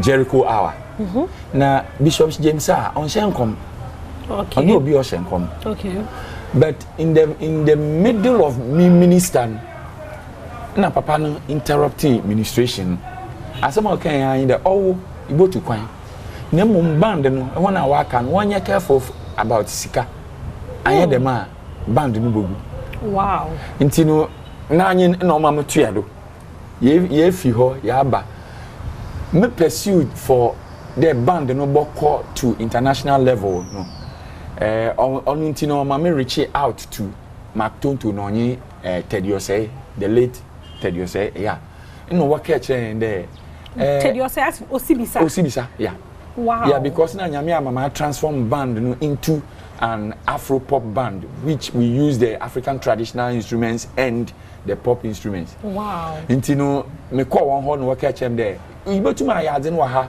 as at that time no botuma ya wa ha but who break through party gide gide to kwan so it became my focus trying to look for avenues. See, how na mature that album, Abolo, that whole album. Okay. Mature songs, you know, yeah demo. And me di demo ni di can cry. Me kedi 3 months, can spend all money on myself. What 3 months? What? US. Yeah. Na than at all. No. Me di demo no CDs or let me send it to all record labels. Okay, CDs. Into no okay. They send it to all record labels. In a press kit, through the biography and everything of the group. They send it to 300 record labels for US. Wow. Na me send back. Ni na muni na wana adwin en si won pi there group no wana adwin si opi. Ntina I think there no been there bia na minya ma kotena ho another BB but na onyima dream them because of my tonto ma ka che me there kona koye dem ade no iye na say ba edini dem a wo frɛ hona wo benya chance no because these are things are onye common wa abrochi aha nti no yen try me koye me by 3 months na mintishi later no Mr. Nkofa Biki stay one US we started they were from there Charlie I started in your mails because 300 record labels. Wow. And you know, I starting your mails. And you know, and you to me mails. We don't even know anything about music. And you know, say, "Be na you want to say, but to my babaka, bra. Na be checking na shede. Mission ibiana why possible." Ina misa kra me crofy. There, mersa mako. Na makashe moaba. Na second time na merbokon. Na why you wanna again the dada. Until the moment I move too massive. You know what you're going there, you or corner on baby. Now, Obanswa, and ye lead the beam. Wow. Little did they know there, Mercon, 3 months, Messanaba. Wow. Going to 1 month, 6 months. But Mukoko drew one. Misha Mills in name. Minya, if she won't be womb. Because what's there, and you know, oh, yeah, dead. Name me too religious. Okay. Until that was where. Me get disappointed kakra. Yeah. Until me back. Me buy me be do you know. No why wanna you know one do why you could dita no did that. Me but 2 months were rehearsal. Until no why you did that. Massima me kan that well. Said them no why you that no Morocco. But wait. Before I be free had a akono and you want to discuss the day na aye. Oh yeah. Say bibia ni ye bia no. There was a discussion. Very first one able to quano the discussion was a suggestion. I suggested there 4 or 5 people enjoying me near enko. Then whilst we go, because na band near Dawson, a 13-member band. Intino say it's a band in to Kwana, you need money. So in Kayakwa, na yenka sell CDs. Okay. Yen scanner, yen fambe passports na azimma the rest of the band members na se chance ni boya wanye dina amahen. But they couldn't agree. Until then I have to take it upon myself to move. Wow. Into cool into the if day when you to Ghana had the katina brochira. Actually, me buy na me betu on rehearsal hona o see them. I just got out. Chohun for you man wayanden. Oh, why you them when you them rebampo. Okay. Until me buy me be doing what ho. Na why ye plan mpo ma 13-member band no we yin pass 6 kore film did that. Including myself into me kan 7. Intino me betu when I can pe wo ho. Intino me betu in mbisa what is going on. Bia intimi anka he. And then he wa he wan kan he, he wa he wan kan he, he wa he wan kan he. Proud to that in the American a queer or try to stop me from coming to what and you want to come is banana or assumptions papa the way all look good the mass taste no that's right but me won't say he no come no okay intino oben there well my 200 and nobody is telling me anything na me be say my assistant leader and there na e bad no call because it be stop him there on pay the member. One of the guys now were Pamon. I was trying to stop me, but mass me one, na me bay. You say, be say no, okay, then sure. One can he, or no one can he. Assistant, and only they went to one can he. It's like maybe say now decision I will taking. Well, so I can damage that. I just stepped out.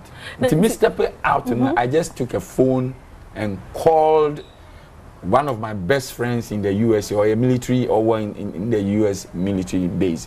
My friend, don't worry, I won't let you stay in Ghana. This is very disappointing because I knew how you started. Oh, yeah. That's not a group I want to share. Where you was in Chandam? It's a prophecy. No, no, Jesus is poor in the mail. I bet this is anyone in terms of them. Oh, yeah, fine. Yeah, fine. Yeah, casa na de. Nche no oban dem no me kwai. Me kwai. Nti me kwai no na me visa so wa end. Nti now there me need choice or there me stay. Nti no me try there I will still continue with the ministry. Okay. Nti me didima try there me form band ni bi wo USA. Nti for 18 to 19 years no. Mana Nyankopon aye maduma o de mu befie. aha na nyame so am band no so I full set I dey new project cry wow. But band ni din no the wise men YZMEN. Wow. Yeah. Yeah, what should wise men who come up baby ba me pede me son me che kwe bi. The time no na jo metal can so winners one. Dabi. No me free if you ho cry. Yeah, me free one che demo na me ye no. Na me ko submit it. Nti no wo ye the madina emi me croy no. No wo fa demo no. Nti mo employ jo metal. Na metal wo delete emi me voice no. No, the whole music is the same, but my voice is no way. Na all my metal toy. Wow. Yeah. Now what in the more yeah? Oh yeah. Now where in the more yeah crowd on your stealing in any way? Well, check. The time maybe no copyright issues, but in the esha. Oh, in the semeka there may be one mutu my but. You know, Nyankopon Odumo is a river of living waters. Or you know, the more goes, the more comes. Wow. In the semi-cultural songs at the banker, you marvel. Wow. Me pay the way I do cry. The way I answer question, no. DJ Pa because Obianka by now was the Muslims. But dramatisation that and you know yeah. Me share USA. And me be cry no, me nyina akasa ya chat ya talk on phone cry. Okay. Yeah. Me on chamber bako na me na din komo de nyame ya adum na say bia me ba Ghana fun hwe kwan de oya me ba ntino me nyina be bibi ba. No one samaranyen. No one samaranyen. Ntino 18 years ye kwe ya fe na abakor. Danger. And Chewale ni mama catch on fitasin. Matter. It's broken heart. Don't wash your mouth for 80 years. Che bibia won in bureau. And the bira isu na bira isro. Matter. It's not one head and abejman na yo. Still me a music full time. Okay. Moko hono nyame ye madom wetu makade 52 states in America no. I was all over the churches. Nice. Yeah, and it kept me going. Okay. Into the wise men. As a new band. Yeah, it's a new band. But then, we're launching. Warrior then. Actually, yeah, launching. But nyame I do my band ni na you better down to Ghana. Yeah, now everybody is in the USA. Where about another way Ghana for what? Ghana for my one wo. Okay, but Mojano songs na ye born the typical African traditional music and kasa. Okay. Yeah.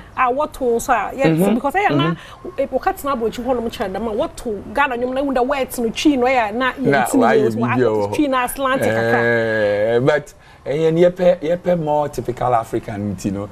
Ye ma ye dialect ni ye more African most ma Jatum because Mactontonis principle na in the Ukraine.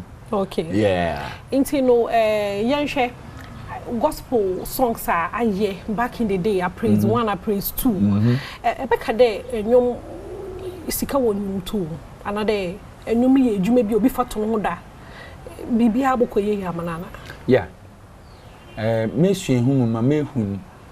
Baby ma mu wosi sie. Waka ejuma government ji taxes wo mu pa or music no nyi amaka the entertainment industry sikasha entertainment industry no entum fa nursing another even accountancy or whatever into entertainment industry one taxes are what the my government or the highest. I see. Intino ejuma no yeah. You see, at that time, we need ska, we got a lot of money. At that time, you know, any moment you pave way, man, the young ones, yeah, and they won't escape because any time, you know, na scanning. Yeah, because CD ni crampono, ne turn, no yezin. Yeah, na programs and so ebokono, one shedder and massacre today. In the business aspect of music, you know, na yem fanye juma. Yeah, but now the business, you know, are touching. That makes it more easy for somebody to dwell on music as the main career. Okay. Me pede be enjoy you praises you know kakra. Nya me gwamba fata. Moto kakra na yeje mama control for no one kakra my enjoyment. Into no nya me gwamba fata. Soji. Aye nya me gwamba fata. Soji. Aye, hallelujah, hallelujah, hallelujah, hallelujah. Wanya chapel. Now so no, no, nyame is a dear obi no doors. I'm a hand. Them they be able to me as a sorrow no.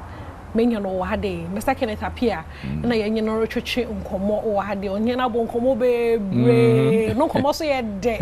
Into no ye guda ye retain papa. Ma ye free unkomo yin hu kakra.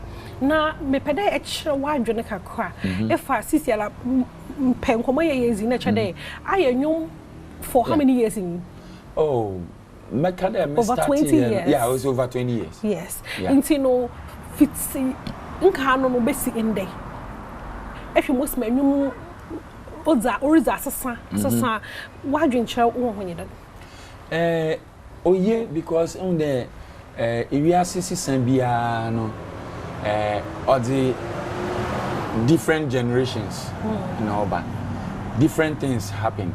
First na besiampo bako efichira ochere onyimpa ansa na wako. Okay. But ndey osha be there 14 15 po bohu na pum no akọ efichiri. Nti na ehu the system no every time bibia sisa.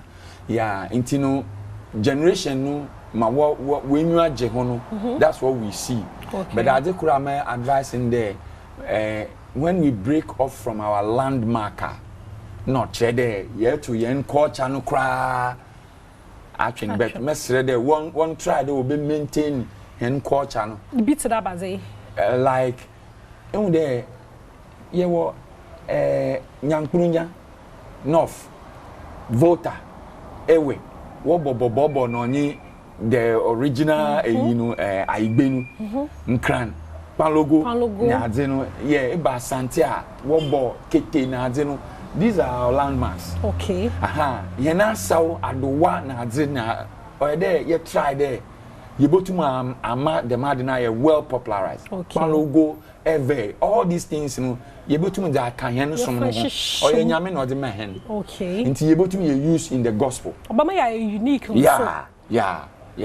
Mate, yeah. Mary na Erika asawasam no me bi say sisi ara no most me promote nyoma asesa kakra ogum ha wo nde epede promote nyoma so di hu asaw order nyoma asaw man kasa de menyim hwe de but mo bo mo modern and epede promote nyoma so di twas kids abey drama na azin na they push you no ntina industry ni mun sisi asafo abem nti ono so ka ho okay yeah nti no eminum ntumi nye ni ye no na ma abo modina age ho na ababata ho mosima agro no be de no amo wo ya motu mesua okay na at least ma mudi kaka what it no my year chess ya bet na ha kasa da ma oh American day chess asun pleja ya to drink and sing no wa samaranya it no nkomo bia orkodo wo social media efa the yentua asoro one obo instruments our instruments na church boy abo instruments na cha shawadun mam nyimbre kra but shawadun mam quick meka de modikan ogina ikura ewodo ena moto de bienu oye asoro no neglecting of certain aspect of the Bible only there ikro today America copyright law no o save or protect both the recording artists and the church instrumentalists. Okay. As at 16, 17 years ago, I mean, US, I came across the copyright law. Say, use the service of an instrumentalist. It's $250 for that section. Oh, wow. Yeah. So, or a music director, it's $500 for that section. Wow. And you know, Mercer, Ghana music, $250 per session. Yeah, per session. Come on. Yeah.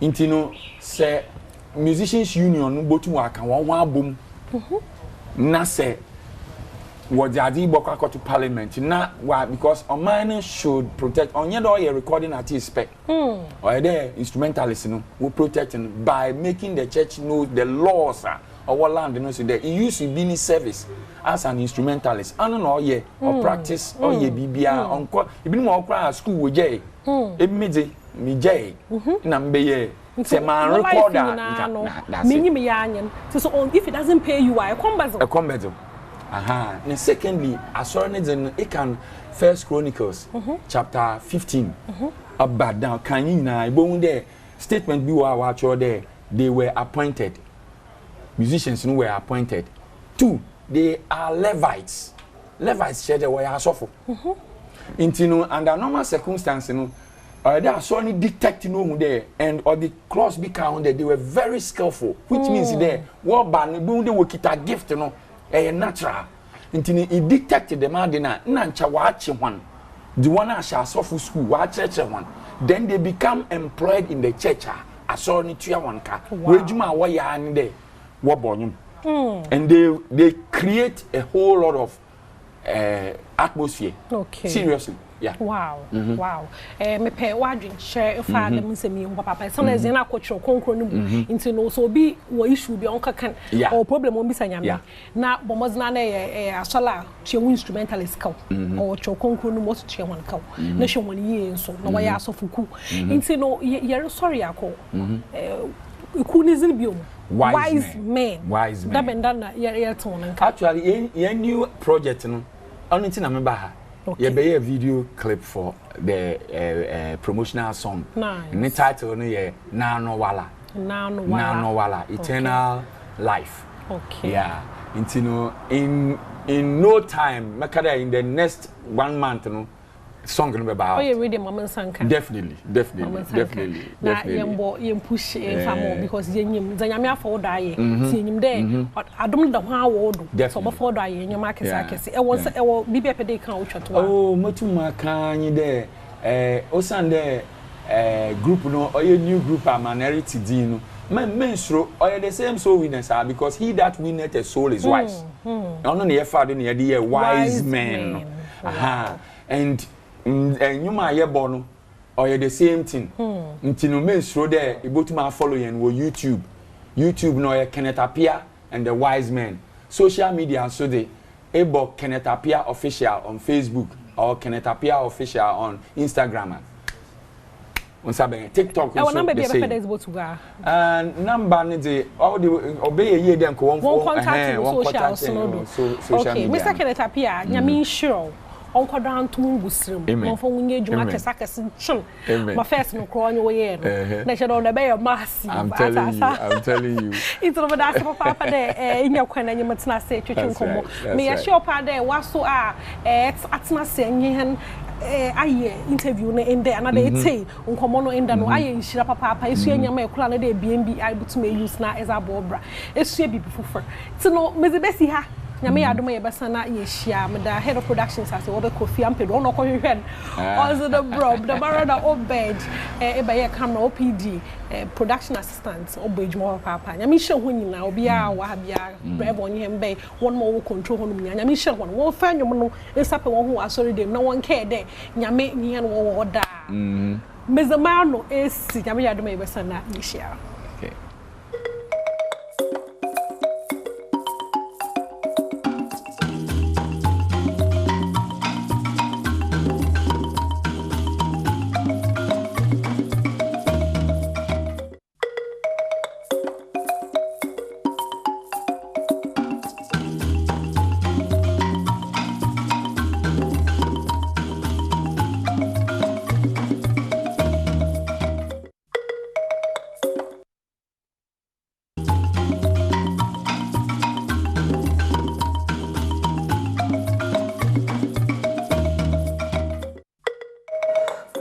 Well, Yasaba, Bible what my dasi be so team kama say team abre.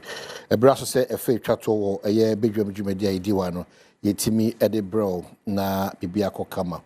Ma menka say kojo dankwa e hwe ni so ba be kai sa na kanena papai oye adwuma obi abi ne terminate ye na appointment ko infiniman term nso a ono na ye MPP amanyoko no oye wono church a penny e wo honom make us say do ho nipa kro me ma kwaba Richard bibia kama mejodo yamena do bibia record kama well eno na menya ntia say chairman Kutin na ye no hwehwe na mawi ama ebeba so dabe. Can you walk me through? Yo, Oma Yamadasi, Minchi Ashofo and the worship Adom TV wo Ghana and Mfenze and Nanyinara. The Central Regional Chairman of the MPP, Chairman Robert Kutin Jr., Nyame Aton Safren, na ma ebusia year emba in a party painful. Why Yame Yaduma, Usumi Umia, Nevi, 30th of this month, not 31st. Inanka Sanka Sunday, maybe the 31st of this month. Neither Sunday, 1st June. In a bench share, Yaya Tomaze, Yaza Akata, Chairman Robert Kutin Jr., Nichi Kra, Ina Chairman, in your party, Kutin Wasum, Ghana, Papa, in the Tasre Adofo, in a Ghana for in a Bernosa, Omata Hichi. Na yankata Chairman Robert Kutin Jr. Nature Kura. Okay, so you ever sang common ma Central Region Amanyuku, MPP Amanyuku, Nubia Yako, na Masama Chichu, Honorable Siama, former Transport Minister, only a year na dofina in times like this, Momina Yako, MPP party na Kasansu Yako, Adofo Yinazo, Momone Chairman Buti Eshibomina so, shedding, then Kota Busuchi. On that said day, no, na NTV enkoyenim ya brabom. Well, these two releases, one from the camp of Tiger Eye and one from the camp of Honorable Ken Japan. Quickly, let me go through and then I'll be back. Era attachments and Enkomo.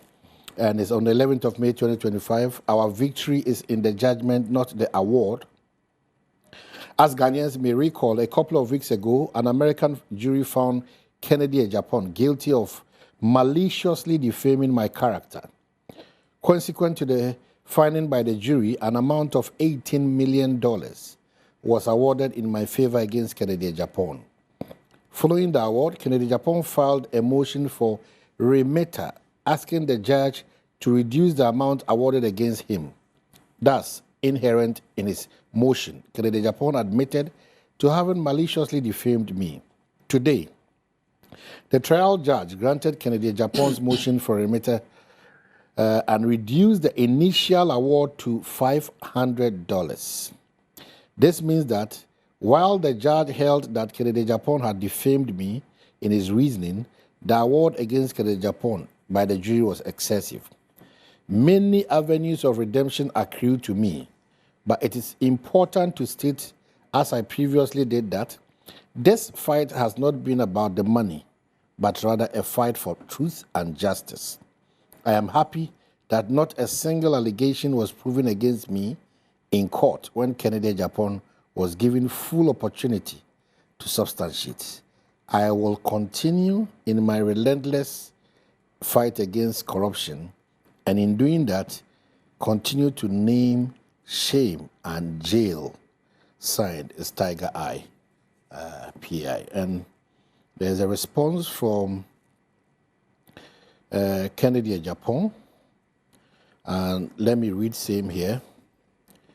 It says that U.S. court slashes $18 million defamation award against Kennedy Japan just $500. A U.S. federal court has delivered a significant legal victory for Honorable Kennedy Ohine Japan, reducing an earlier $18 million defamation award against him to a symbolic sum of $500. The outcome follows a successful motion for remitter filed by Mr. Japan's legal team, which argued that the original jury award was grossly excessive and unsupported by the evidence presented at the trial. After careful judicial review, the presiding judge agreed, describing the $18 million in damages as disproportionate and legally unsustainable.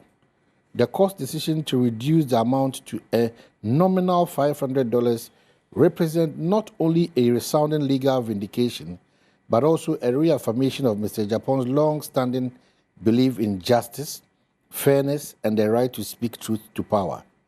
Honorable Kennedy Ohene Japan extends his deep appreciation to all well-wishers and patriotic Ghanaians, both home and abroad, who stood by him with prayers, encouragement, and moral support throughout the legal process.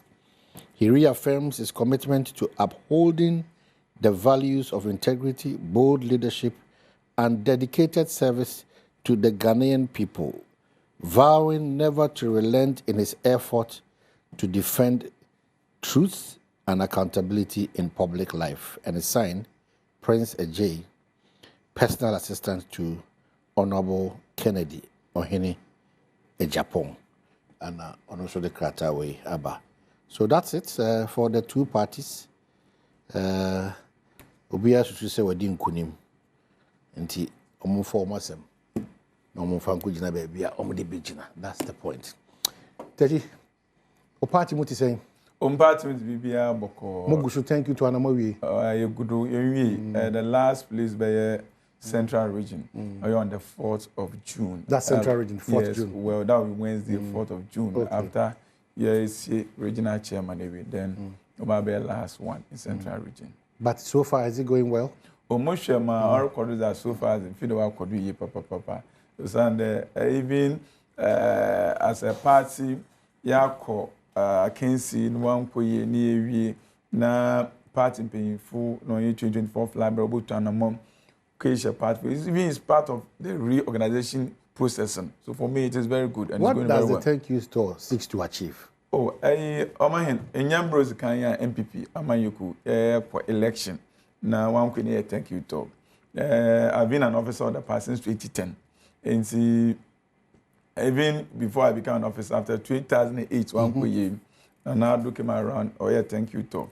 Even 2012, one could and Nanado, Jake, Dr. Baumia, they came around, oh, thank you talk. Into new Mozikani. Now, what's in there? Abonchia Asram from Tuabamo. We had over 4 million votes. Into one hour, we could line more to Abazama here and as no one could ye, but so they had done when I say. Yet said that Moye be an yenua aso.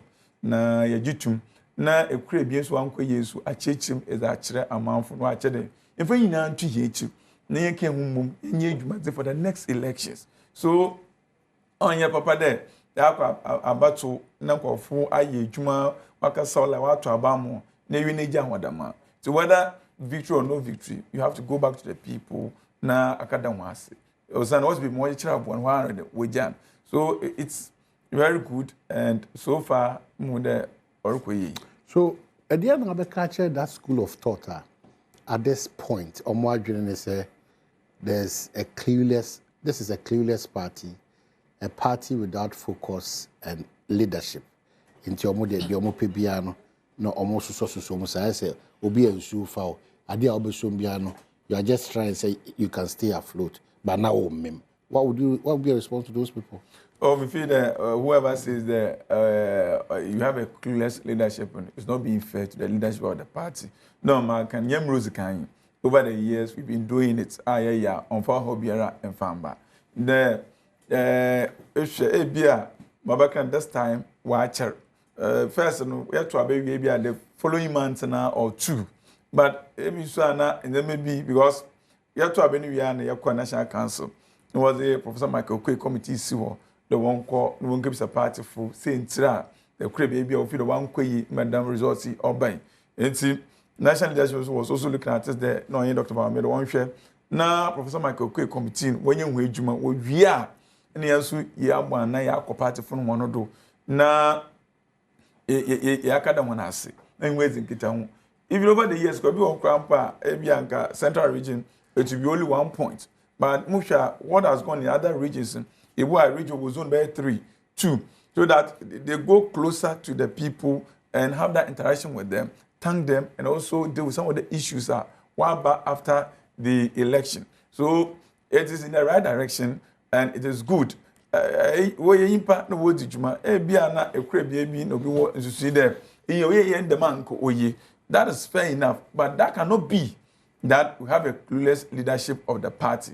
I am of the view that more yema obwa party, more yema obwa energize the base of the party. Bia until there work a form when you part getting guitar when obibia you be na adwumo kwansen.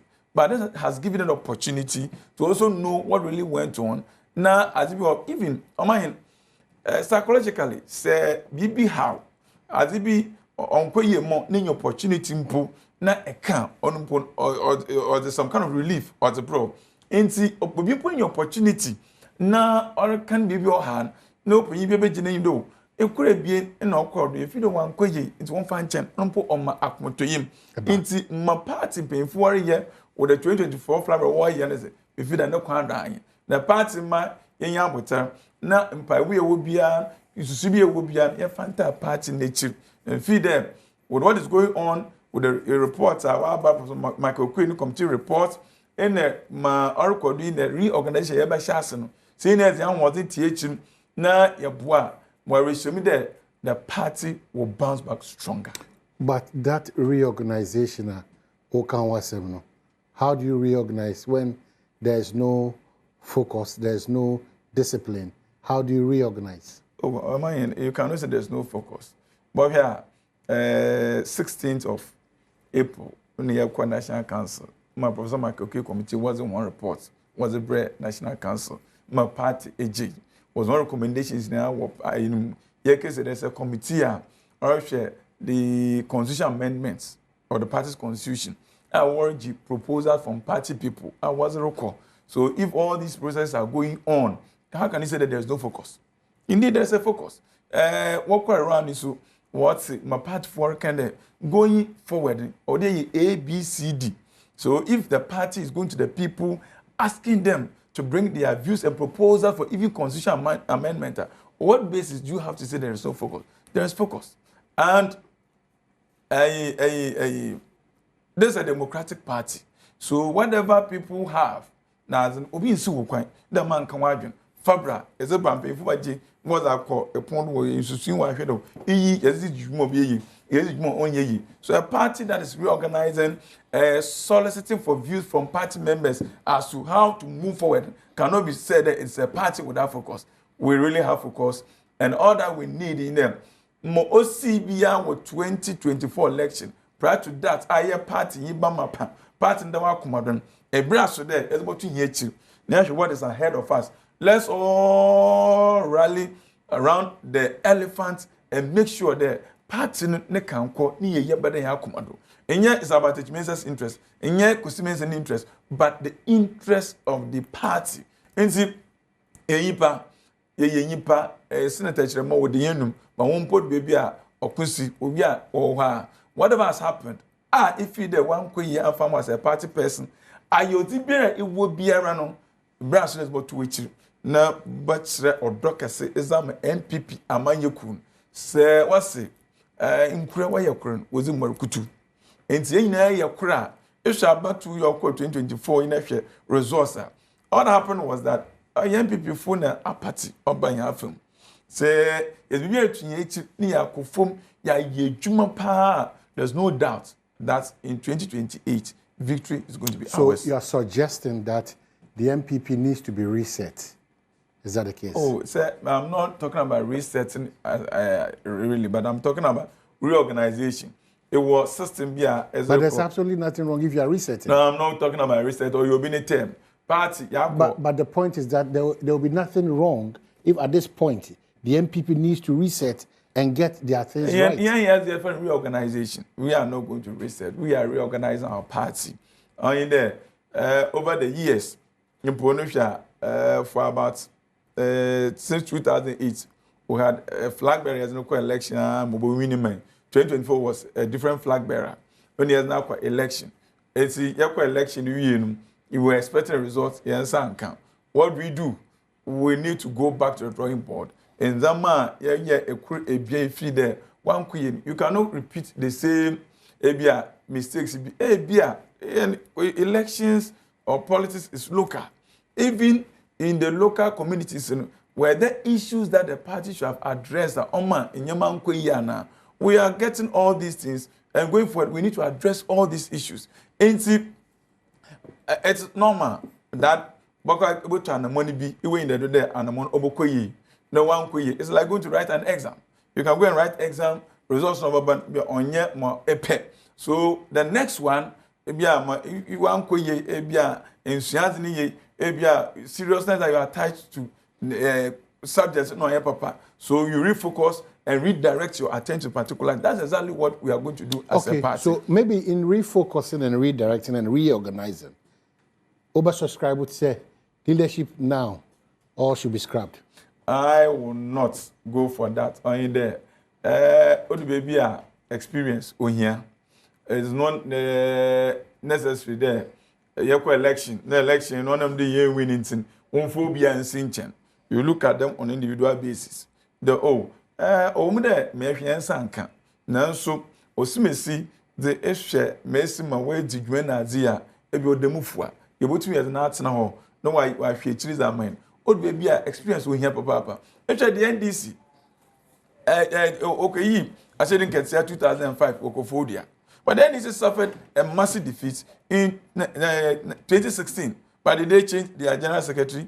They maintained him. So there, national chairman. So I'm just saying that unnecessarily that Obi work election once and can until that was so biara. A typical example is our friend in Greater Accra here, Nipenu, as a regional organizer for NDC. Since when has he? He has been regional organizer for a very long time. But the NDC suffered massive defeat in Greater Accra in 2016. Yet they saw that Nipenu could do something better. They retained. So for me, I am not for that view there. Work election we winner, then I am not for that. You look at them on individual basis and look at their contributions to the elections. Were they up to task? Where did they contribute their quota? Then 1 year. You see, when they are in power, it's different from being in opposition. And when the problems in your power related, in there those problems will not be there. Or your party or you transfer then sanka ni buefu. If you are your party or you also one more new promotion sanka ni buefu. Obompa or party or some party also on you because say you're close in opposition. Yeah, but because say your appointment or friend and sanka ni buefu. I will not work for the party again. So in opposition is different, in power is different. Yes, Oboha, Ebia, Awakano, in the main position, may appointee of the government, Modern office, Kofu office, until Obia from one for you or return the corner, Obiana on you, or you pursue the same. Ebia army, I will try and return all the cost of Baba. Baby Oboha, oh, my no Akada, Obumpa, Obumpo Ebia. Wait, no being able to in Kitahum, so no how to them. Oh, Dama, okay, Ina was in you, my America crack, Bumpa cover for the Bacasach and Pune Bia, Obuna boom, Obiana the will handle the situation. And see, we have varied reasons go for or apathetic. Okay. But in opposition, we have to go to the drawing board, make sure that what are the reasons? Or how we then reach out to all those people. Obey why I aggrieved the Biara, saying why I aggrieved. We address those issues. Na meka an opportunity mpo can how nana kmotoniyema onumpono obwa.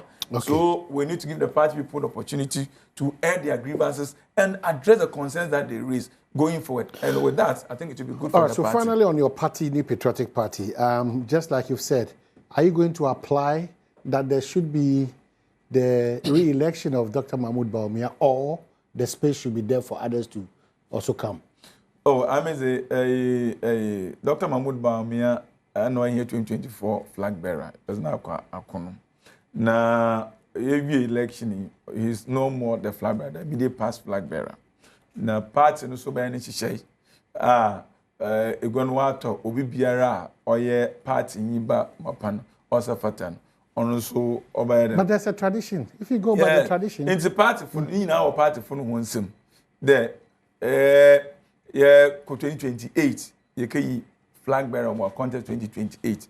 In the party for no the delegates right from polling station up to national will decide and select leader to contest the elections on Abia. See, any party for the share party for the Bayinano, Yankaye, Yefeyi, you promote to Waji Tumzaman in 2028.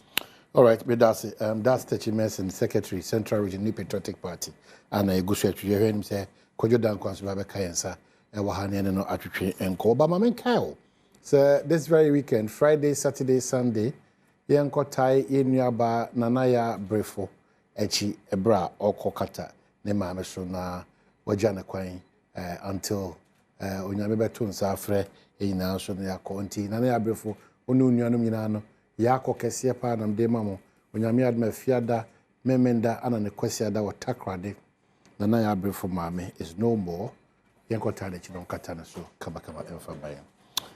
Well, maybe the most controversial conversation about system nim ebedi honkomo after dealing with your party issues, Sami Jemfi and various schools of opinion. You've been in power before, and you've tasted, and you are tasting opposition now. What has happened? No, assembly. I say, my morning in any day actually, and I say we should just gloss over and allow the space to be and continue with our governance. You, we feel them. We see with Sami Jemfi going around spraying dollars. Yaza or the Oman, ina here easy issue. Or issue it should be of concern to every single Ghanaian. On there, party or baby, when some of our catching in opposition, watch the woman will be modest. Na President Mahama, Mra, also in some of his appointees, or man what I said there, appointee Biara on there, on exhibit a lifestyle of opulence, extravagance, and lavish lifestyle. And na nyamim ponchaza. This year, we'll negotiate public sector pay. President Mahama Nanga so quick at him, no catch Ghanaian for them. On man is skin you. Was Ghanaian for them. 1 year party 10%. Na economy na on yen. Oh, year, we know when you're home for so. Ghanaian for Wajina Supreme there. I'm paying it being you. It's always about 10%. Ono sana oyada ko dada adua wampanyin John Mahama ozidada Ghana fo oziba je dibo tugwa na nado ne abanya ofifidu 2024 even budget for Ministry of Information was 40 million ewie in a Sami referendum ofosuko achini office ngoten Office of Government Communication 78 million on if you are 2024 Office of Government Machine Compensation, 327 million. We na awake 2.7 billion. Only yet we go on kadai. Ya kosare ya sika bag is Sami Jemfi. Oya NDC National Communications Officer. I say oya CEO for Gold Board. Sinikarim in yada Ghana $. Osinikarim Emma my people of an agrada. Or send it bia Sami if you build a car in na why the car so flow 2024 Range Rover model net $. Back osim na brand say build no cheap $. Ni bi no can we my mission finish same na che my $. Was Sami Jemfi ho okiten there be someone there na Ghana adwumayefo na and this catch in 2024, they were coming to build the Ghana that we want. Is this the Ghana that you want? On my one more way being 10%. Nene agrada Sami Jemfi tuma about $10,000. Okay, to know. It's going to boom. Ozeko, be said no what's more today. My President Mahama Beke saying day. On my skin him. Nancy, you are 10% and I know Korana. Now more I win there. NDC full soldiers. You form NDC by baby. One that catch it be new up. Nyabotame and one who defend. And I feel pity for them. That when did we ever see Sami Jemfi going at TV3? There's a pa Nisika or Umba Saman. One anti money laundering attitude them. say we escape into disco the source, not on your commensurate with your monthly salary, let you engage in money laundering. What is different from what he has done?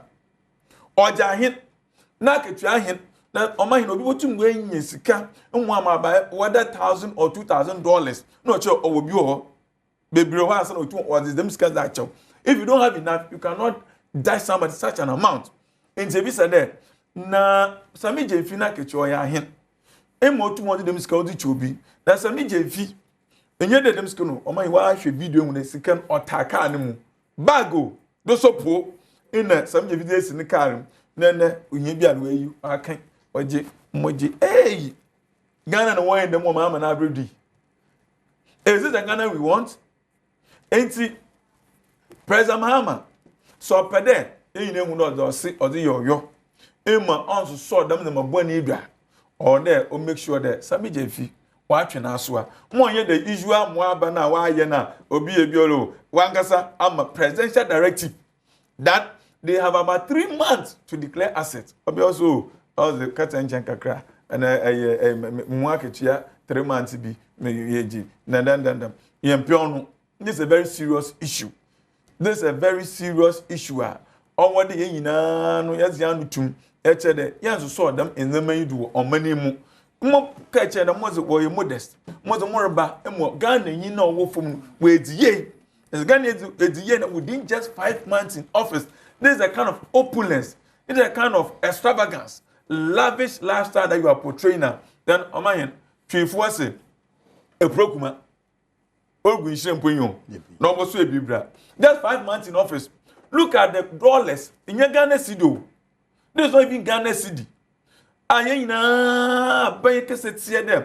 Even businesses are where what price one commodity in dollars one year. No one will sit now was your conform.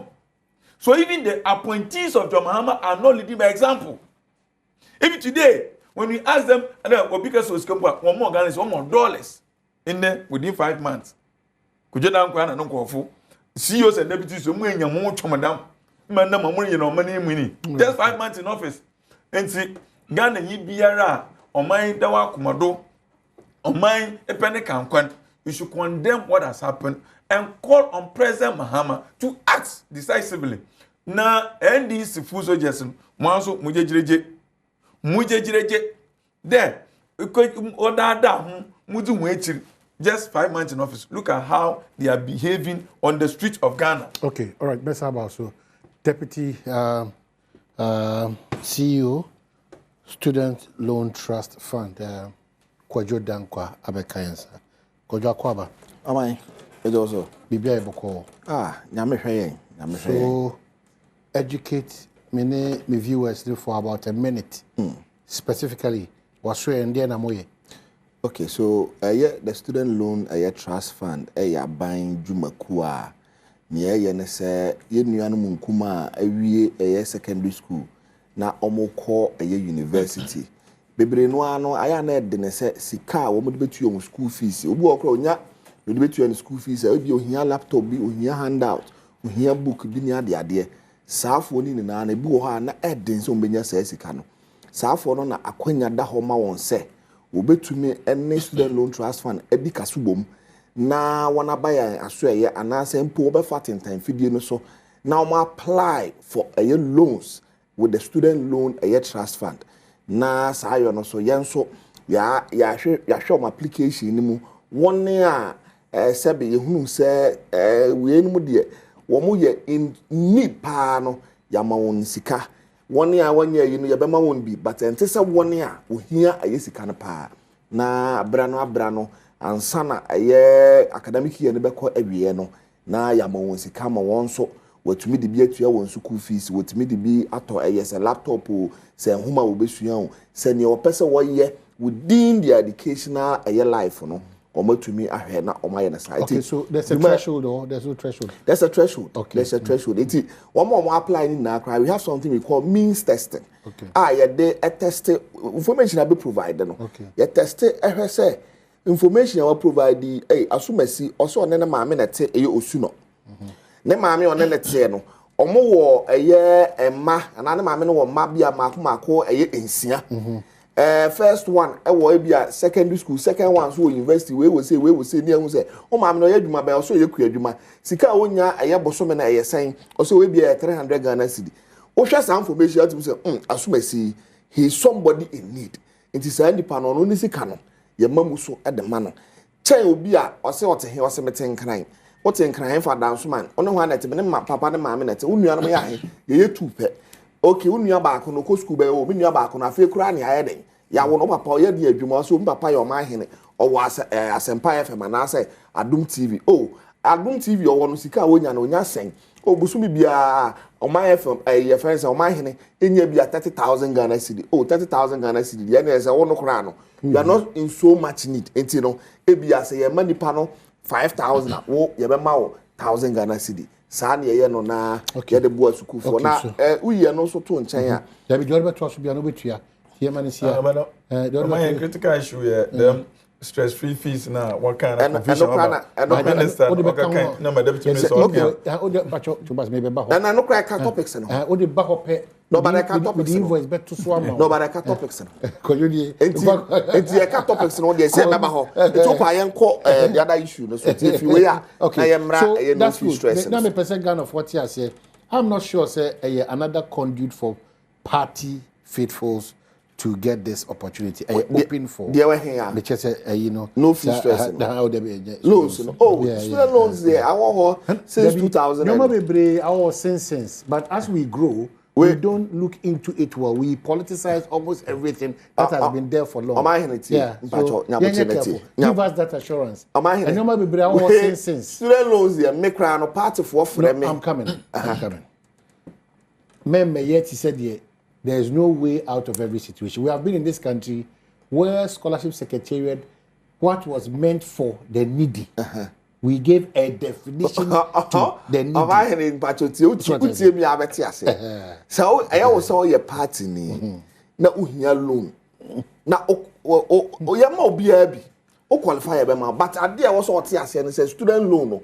O ma hin wo pay wo betua. Okay. Tell me here. O ba beje a. Wo no ba beje. Brand duro na so de obi a waji student loan bia ya bisa. Okay, so that's maybe you heard your brother talked about areas emergency and matters arising minority for studio manu atum. Indeed, what will be your position on this matter? Am I in any kind? Ne was say Ghana 40 ase na omuhunu ne say sabe ye nua ni obetina ha okekan eyako hura dasam no kore ba kokora ani say sami jamfi e de bag a hye ne ka mu a sika ayemu doposo anya no kore ba kokora. It is not true.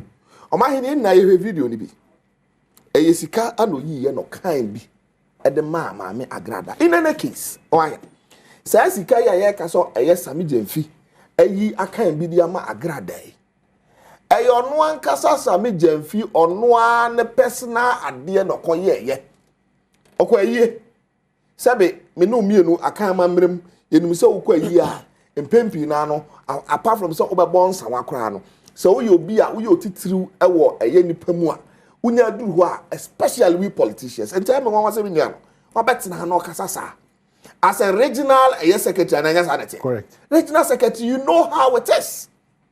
When you get into your constituency, you know how people. Okay, you're careful about Onsarana one and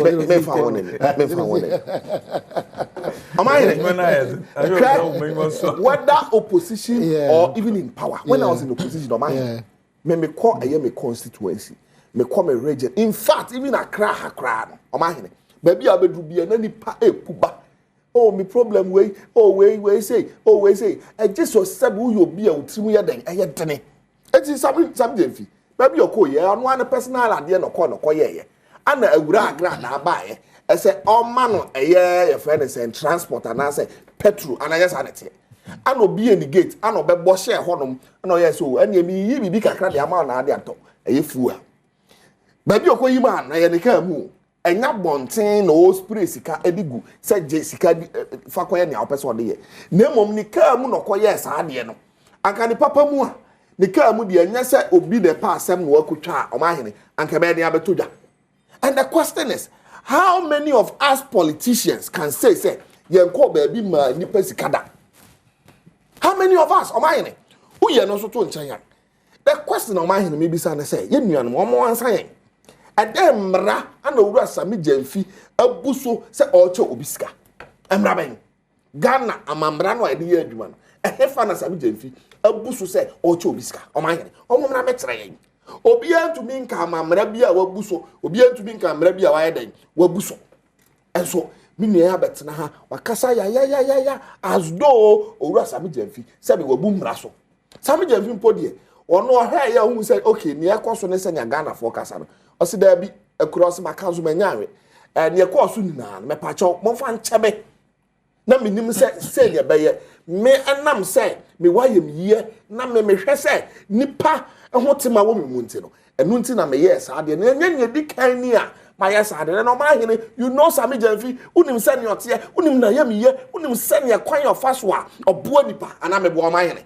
We all know Sami Gyamfi eteja ho kwan kra se me kwadwo dan kwa ana ma betena ha na ma di Sami Gyamfi ho dance e wo so ma hene unu producers eni anua no mo ho ye makeup room from security bedroom ha e wo so mu na mpo na di Sami Gyamfi ho dance because am ba ha no mo ma hene ansa no be free ha no mo say no o ma hene na from a year cameraman ekosi a year gate man obi oh bibi kakra o ma hene nsi da sesi that is it me pacho allow the space you see we don't want to equalize no I just want to find out you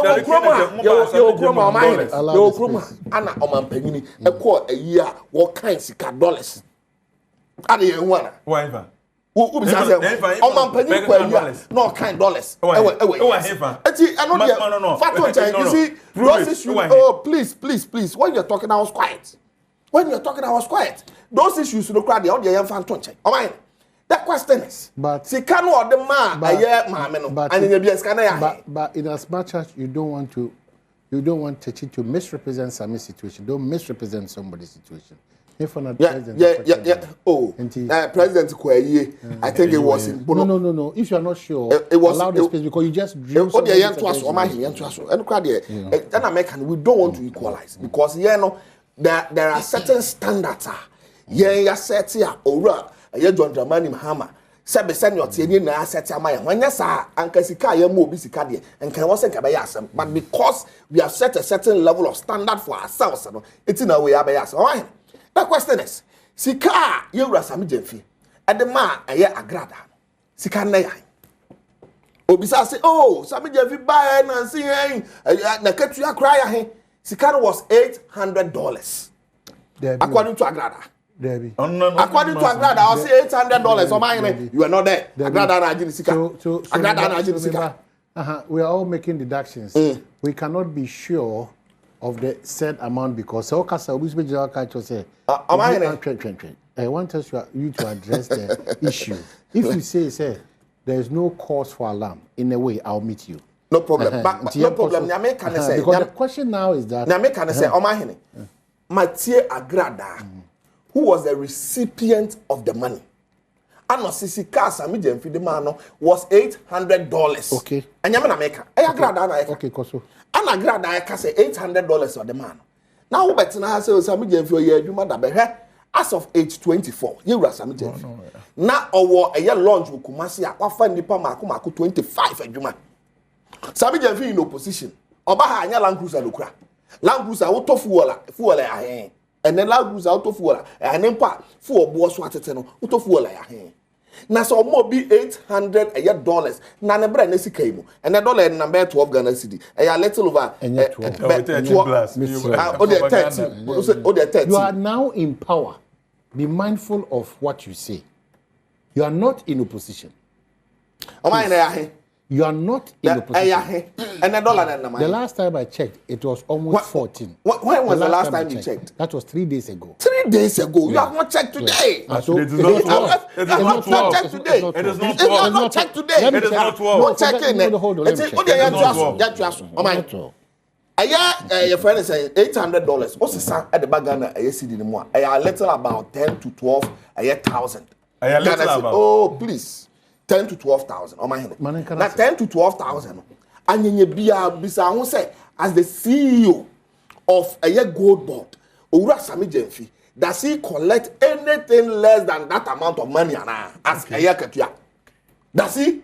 It took us over Sami Jemfi and to me any $800 and to me fine cha. Now you don't know what you are talking about. And I said you said me am ti hey kra no o ma hene before I be no number to me to be $800. I could have. Obeka tell me say to me am ti hey before I be mu and then sabe a braka kra na mabono o ma hene na me ni $800 am be timi dey e dey obi ana. I could have. Before I be mu me na me join to. Mo ba bia ye ton eye fried yam and chicken. Mo ba bia ye ton eye shawarma. Mo ba bia ye ton indomie. Mo ba bia ye ton eye talia ibi. Golden fry fried chicken. Okọ adabraka ho. Ye ba mu na esi amatwe me ho aye den. Esi nchen. Eti ade asem na wo ka kire me. So rest me if you couldn't have afforded $800. Is that what you are saying? And you see your mind, it is because of the standards you set. Ura John Dramani Mahama Nyankopon Shira. And kind no and can will be a watch of Bisika and Kenya de Baba Yasa because the standards were low. But the standards are very high. It took a Bisika Krano Yasam and no Bisika Yasam because of the standards. Yas. Oh my, you are not too soon. Oh my comes yo. And now John Dramani Mahama Oninedi. It didn't see President Mahama Oninedi. Code of conduct. You did two ya enter crana. What you tell where the two ya. And dear no Rasami via go contrary to the code of conduct establishing. We have code of conduct in one. The say you cannot take gifts up to the tune of over 20,000. And no, I was so be declared. Who be declared now what the amount of mine. As somebody be say, when I say, Rasami if you a gift, if you be one, I grant an amaniska. Sami Jeffrey, the man grant deska. Sigat what the man, and you be able to do 20,000 and 20,000. So where is Yensa Keno on resign and the Sanya Mano Efa? Yenuanomono, almost per se. So for the past 5 months in here, Ura John Dramani Mama Ghana Mampany, there has never been a scandal. Under them, what scandal? Under you people, in less than 1 week of taking power, there were scandals in this country. And equalization on person so or much you have all the offices try you are don't expose yourself. You are in power. So don't say they have access to classified information. So classified information. There is no scandal anywhere. So you are in power. There is no scandal anywhere. You are in power. What I'm saying is that there is no. You are 5 months in. And I'm just saying there is no scandal anywhere. So there is nowhere. Omenya scandal be and you are 5 months in. And unti anamakoffa ewura sami je fie wo che obi sika no man wo te unche sika. O mama fo sika. Don't compare me. No problem. I'm not comparing you. But the question is, hold on. Ghana has a quarter. Hold on. Don't compare me or use me as a covering for political misconduct. I cannot be part of that. So if I stand in office, hold on. So if I hold a public office, I'm happy you are saying standards. So you don't do that comparison. Mamenchiri maybe amenchiri. Wona yakoto swaba nyama wakwenya CBD enim. Inti enye me na mahihye na ma wo. So code of conduct na enye hihye na wo kana ya hihye. No, and she said now code of conduct in your estimation. We say only obia or ne or kase yempam sami jemfi nya adwene. I fully support you. But me trimming be share sanko. Me ntwi wunhye. O ma hene enkomo ne yedi. Enkomo ne yedi. Enkomo no ebu awu bisa wo na obisa question. Ba ebu ho a yesu yetimi bisa wo. No problem. Yetimi bisa wo say like you are not. So and me bisa so ma hene ti wo wunche sika. And I'm saying now class watch him skada. And I'm saying unje skada. Watch him skada. And I'm so entino say watch him skada. What am I gonna say? So say Jessica. We say what can say assembly say ya manyo sema ya ye free me santi mbesine no. Emu ha na eye. Na nkasa bi. Ya ye nua so koyesa adoye we ya. So what I say, it did be partner. Okay, walk. But the issue now, as I see, we're going for it as a minor near to 2 years because no sort of one the chichira or bank chiro the one casa Nechina, Obrunama, ne Pacho, Manugus, Obrunama, Nechina, my honor, Brian, bro. And your man, no, yeah. Not Sabi, and then Bubra. Okay. And no, and Usubempa, and one casa. Or deputy director of air communication. Relax. And then they also been Panamocas. Also been Basamon Trayan and dear Ura Samij, 1 year. And Brava, Sika, Samij Fuakovia. And then the has it come out, say, a Ghana gold board, honor. Yes, it can be Afro being oh, please. You see that?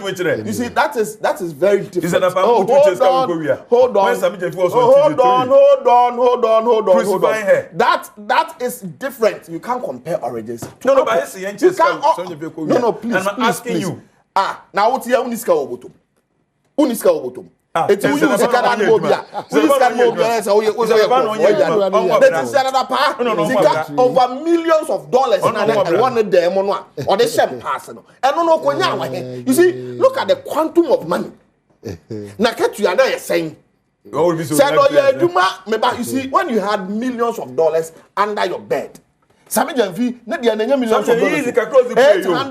$800 or mine. $800. Sami, you see, Yamana Bay issue now. Imagine, say, Sami a bundle of Yevan said 20,000 Ghana cedi po.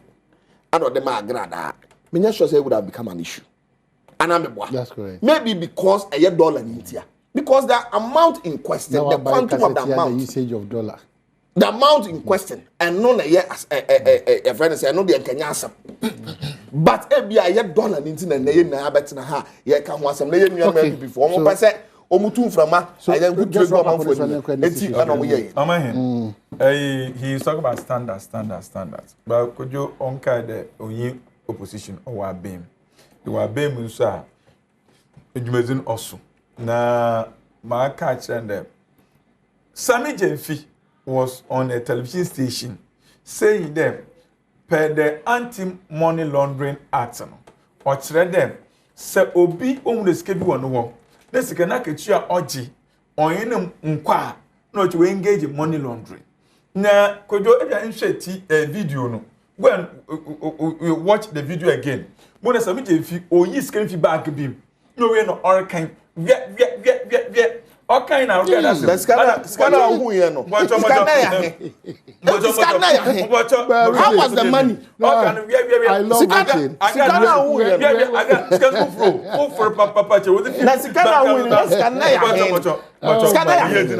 How much was it? Please. Okay, so please. I kept quiet. How much was the money? I don't need no shumi. Oh, we are glad Jesus Christ is a million few dollars. Also, na ina mobile baby 10,000 whatever new ska Shamima Muslim also MP 20,000 a day in the house of MP yes kebiara ina mobile 5 months menya mo twom e manne sika gugu akwa Ghana yibi onwu ni bida impokaji na wiem auto abazama hu oye campaign zema Mahama is a hope onwu ni bi e manne tia we are belittling $800 belittling 20,000. Hey, that's how many pay. In a deputy Samini pay. In a deputy CEO. Samini pay. Samini pay. That even who Samini pay. That is even now. Wow, no can when ya Ibiano. Show bottom scan in Sema. Can wapi? Pesca wapi. I want to work at the FM. I know they are talking. Who's on that talking? So what they are talking. Also this guy talking. Am I in way? That me fan and can't tell my baby. Me fan me san can't tell my baby. Me fan me san. Hey, Omahin. And it's her. A catch be said there. Sami na ketwe ya hen. Emma wo be us article 71. More bump we abayam remo one senka. More major ketwe akase. Look at Sami Jenfi. Article 71 what as I say. Article 70. Look at the condition of service. Article 71 10%. Article 71 as I say. Article 71 what as I say. Article 71 tells you about the Article 71 tells you about the secretary. So it's not what it means. New act. Look at the condition of service for. Hey, the very people came to protect and not dissipating the state resources. Article 71 tells you about the secretary. You are not ashamed. Hey. What is the shamefulness here? You agree. Oh, no, he is here. Gold board. No, that's gold board. No, she say, "Opay the obaji XYZ. Obey say, who took on the same because." I want occasion was a bro. Parliament.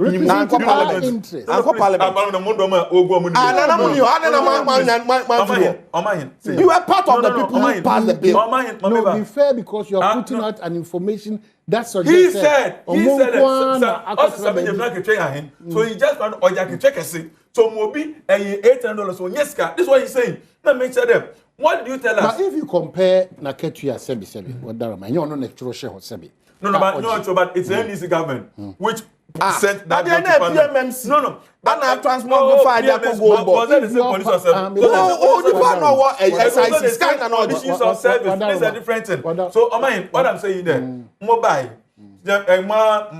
Most super majority in parliament. If you also could be as a more the modesty, the American is reflected in that. But today, it didn't reflect. You are here justifying why such huge sums of money you give to somebody for a year in the mobile. You some more phone one, a teacher phone, and a next I know where the market tree.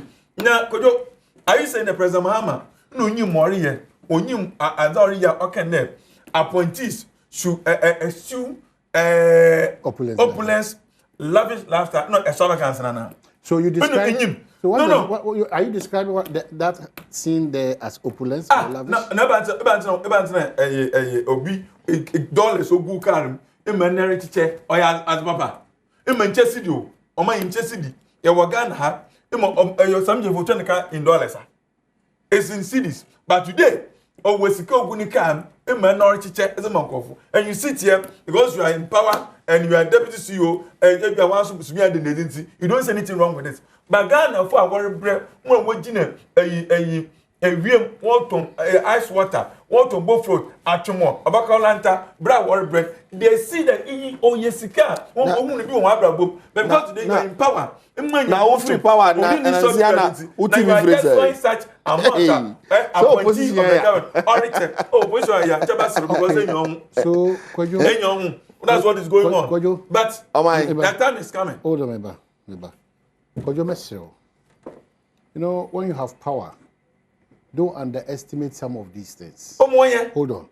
When you just got out of power, yes, don't also paint a picture as if say we had a rosy situation where everything was in shape. No, we have suffered under some of the decisions that you took as a government. But they promised us a better situation. Yeah, so better situation in the sense full on number fem. Better situation is full on number fem. Better situation is a dollar and swat. Better situation is and a good time. I said the for the omo yeduma omo tete niam so. And a better situation is and a ma school for car omo ti dey to. These are the better situations. When the dollar came, these are the better situations. When the Lord came down under Akufo-Addo, dollar man sabi what he say. Richie, Meba. So let's appreciate. This is not the first time. No, let's appreciate some of the things that were done by your administration and some of the things that are being done by this administration. Inti se kojo dan kwa oka se Gutafo here. I'm a business person. During the MPP time, Gutafo saying that there's a certain stability. Transport, Esiama. I was an advocate that transport for Kra should ensure say first, you know, everybody from. But what did the dollar man say? But they tell me there's. What did the dollar man say? What did he say? He was on television publishing it. And you cannot also not run away from the fact that we are experiencing a certain stability in our city to the dollar. Was that back of Ghana? I mean, these are all factors in the dollar weakening on the international market. Is that the case? How's that not TV free? Let me tell you. I'm going to be free. As I back the city and the city and the studio Jumanadi. Studio Jumanadi. Mobile transport. I say Akufo-Addo and Amadala and Swati. Akufo-Addo and Amadala and Swati. Akufo-Addo and Amadala and Swati. The Bank of Ghana go that Akufo-Addo wasn't buyer to back the city. He doesn't know the impact. He doesn't know the impact. Even economics lecturers at Mambusa Station have been granted and they've been saying these things. And he doesn't know. Okay, so you don't know, Mujai or Hona, you can't imagine. when President Mahama was when he was swearing in, so you see, they are taking measures to deal with it, and it will not come back. Where his own statement. Mahama's own statement. When he was swearing in John Apostle, it was not going to happen. Richard. So if he had promised the country Richard. And they haven't done so, who would you blame? Richard, but part of the factors is dollar no what part of it?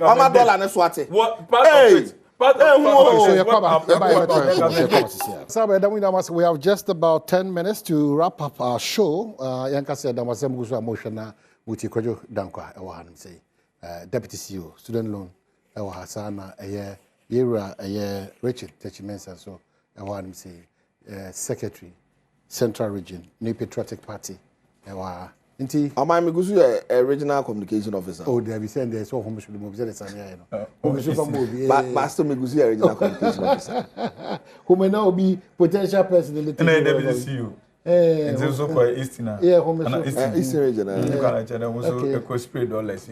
Oh. It's Amai communication for now about Amai free. You know, now say no fee stress. Yeah. Am as the deputy CEO, me was student loan trust fund as the institutional. Yeah, no fee stress. Me person be me kwan. Good. Na matimi achirim na machirim good. Yedi kan no be kaya am na ye born to ana. Omampanyi John Dramani Mahama ne NDC. Ye she Ghana for bo. Ene titiri one a we Entwaso school. Wo call a university ne say.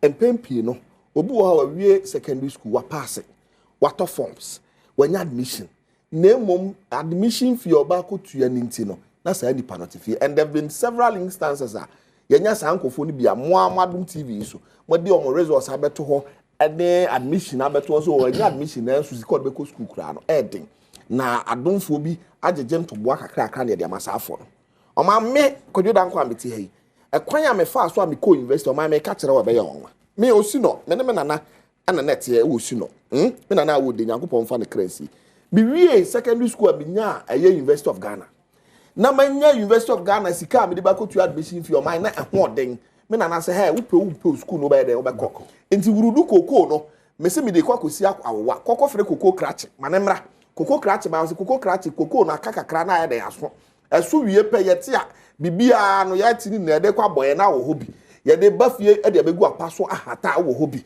ye wia ma ye mboto ye fa ngum ni fa mrew na kan wo kari wia sika bebam bia no koko krache fa me de sia wa eno na ye ya menya sika de ko ye university eno no ra John Dramani Mahama ne NDC hwese dabi nipa bebre na pass na so admission fee ho ayasam eno ti odi akonya bi ba beto ho a sie wo wie secondary school na ko university a admission a e wo se ye je wo no sa admission fee no eno ne ye fa no fee stress na yes obetimi agura school no mu a obetimi aye registration na admission fee no yenye den yenye okra na ye ba ye no na woni a wo level 100 no omahene omanya aku school de daw enu nti na e wo se sika na omatua a omaye registration no yetimi ye de ye refund ma om. There's one school of thought omka so omo level 100 yi kura de omo no oba na omko de danti nka yenya wo Owura John Dramani Mahama so no de onye enyimu onye obi a wosam enu nti wada no mo ewo hodeda ana se oba no mo kwa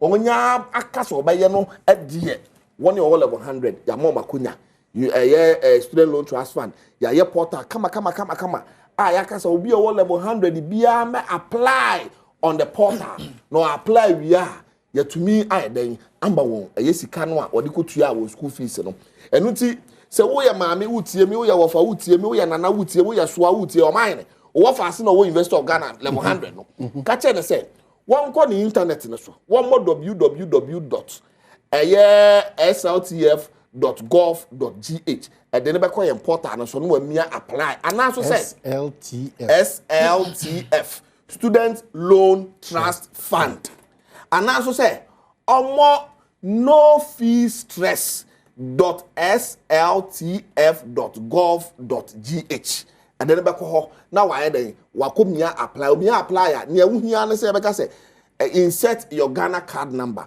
obo Ghana card na afi akonya beba se obetwa wo ho picture be kire se sa picture na be kire se anyenya bia o man hene a wabon Ghana card ya no a ana o yesa adwumadie na na utwa wia na verify wa all the personal details, ya your personal details kakra bi. We are institutional details school awoko year friends date already register ye course awoye then also what feel say details ni na. O feel say details yi ewia na e beba na say baby say do you have a bank account? So wo bia no amia yes na wa fill in details no. Uni bia no amia no. You have opportunity real time on the portal. So over here, they will create bank account. We create bank account. You need to create bank account. Also, who create we pay now? After you know, at work on the next page. Or the telephone number. Share why now I send no code. I friend OTP code. I send no code. Ni we are now. What about code now? And no ya the amount. I be wash ho. Now just a number now provided. You know. Eye one kasa wo number na eye one kasa asubesi wo na wa provide you know ni asani ama asani ma wi a afi no na data na e complete na wa download the data no na wa print it na de ko fie pepe endra ye issue statement me ankasa me boss Dr. Sajida eye Shirat e na issue eye statement na wo kire se aban no aye na adwene se next month pepe ye be sha sia RM beze eye student nti obi a watu adu fees bia and then wire registration now go through the system ni bia next month ye sha sia reimburse nti hu be hia say ye nua no wonketo a nkuma na omwo university first years no wo mo be registration no anaso be apply say ne be next month ye tua ye sika na won so won sa aka wo de we are looking at about 156,000 a year student a year say sika yi ye de be ma won na wo mo de akushi won ho abo ma wofo say ne be womo so how nya mani hu no mo na mu a eno nti wo mu bi no abi ankomba kwaje besia no mo da kutu admission fee no omo de aso omo ho eso kakra ma. Okay, so in our next conversation that time no matter where time we'll be looking at sustainability and where the fund is coming from and all those things. And then in terms of getting appropriate figures now in terms of numbers because of application. So the fear of maybe another ghost name you see ya the niema gu akwan mu ya the check sade na yedi kan enu nti niema ho kwan say students na nkasa omo apply ya ma ho kwan say wo Ghana card e be hwede be ba na ya hunu say e ye wo asomasi obent ye wi ya ntimi wura wo identify you can never okay ye wi ya trauma schools ne schools na kasa ye ne vice chancellors akasa ye ne rectors of technical universities akasa ye ne principals of colleges of education akasa principals of colleges of agriculture ye nursing trainee teacher ye ne omu na ye den edi nkomo na omahene ye wie ni say no mo ya application ya mo ye say omo mahin data of students are registered students na omo school ho ye ji sa data ni na ye ji wie a ye wie ye de be compare ye de no a omo apply na say anyenye bia ye the same one ye wie a ye GTech efo so ye ji data ye den efro mo say GTech de omo regulate all the universities omo universities ni data ni ade ade ase age no so na ya de so ye what 3 data 2 minutes imbusa question here at the appropriate time until the mama fam until the bisa question na me answer yango point we shira otanya o adedanko akufuada no ima mu ba omia what the phrase just bobaze so sande what the phrase just bobaze what kind and then coffee was so on possible na say possible kan kroma year 20 years time na azim adanko akufuado ba omia se wo ba ye wo ye menne ye wo guru wo yin puno president amase so wo 2 billion Ghana cedis am fan free SHS obenya mafoforo ba nne waja tumne o ya papa nti wo extending zoko tertiary level oyi na why the duplication ina ka maybe said there e ba didn't see in woman universities omo ho data on number of students are admit one so you are going for data from the university then also letting the student apply online. The same date, much. Could you maybe are you coming? Hold on. No. I kept quiet. No, but Mami answer. Mami answer. Let me answer you. I had a question. Mami answer. No, my question. It's a very critical question for the public. And level 100. My answer. Mami. Amahin. Us munye. Yeah. If phrases na na zo bazina in their manifesto. What was called private schools in now to cover them. Yeah. So this one, I'm discriminatory. Is it going to cover private universities? Also, Ghana for we were saying them free SHS no private schools were Ghana for Jumube was a common. So those one is also going to cover them. Then how much are you paying? Is it a fees or academic user fee put in wheelchair? Now, let's say there, what's it? Everyone a professional course in one come. So who are they? Those who are doing law, are they part? Medicine, are they part? Pharmacy, are they part? And one way distance education, are they part of? Are they part? Will be at distance so again, or university or a tertiary student. And are they covering nursing training? Also, a tertiary should go there. Some of them are doing degree, some of them are doing diploma or a tertiary student. College of Education, are they parts? Yes. So allow me to make us how much? Because say me fees. It's about Badwam because free SHS now that is bad. Of a so maybe the first question. Sikasunu was school. We was only the academic user fee. So if I'm paying this academic user fee, so hold on. Oh my, school be so academic user fee depending on averagely, and I'm just saying depending on the school, averagely is ranging 2,000 Ghana cedis. Depending on the school. Oko aye UPS omo kwan omo faso a omo ompacho omo no depend on the program please school in shisheye no yes maybe the program yes of course the school be in the program no so it be the program so school be it's school be in the program and then shisheye a da ho two o say identity na young data and free because of a year can ghost names here they we want to prevent so that. start rolling for me say obia or apply for university. We do not know whether your money go through verification stage or not. So we have to make sure so be or apply biano and will be a year 20 biano has gone through a certain level of verification. Okay, so maybe so what happens? Send a national service. Sikana muko we are no.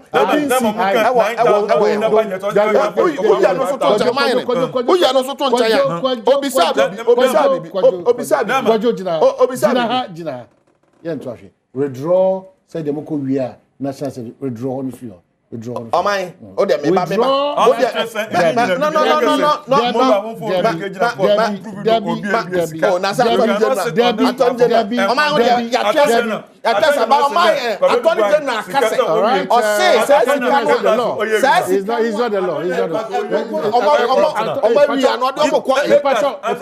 he's withdrawn that and says that any or no. Okay,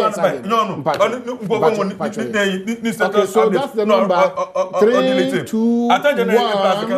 That's it. That money is 0536 042 star 0536 042 star winner for ene sika kojo mudasi mudasi yewi na dia na bozo ka bi o my eti aban papa abba ama hoto and because Papa am I in here who be that so we go university I say your mouse can am I would ya go to school fees every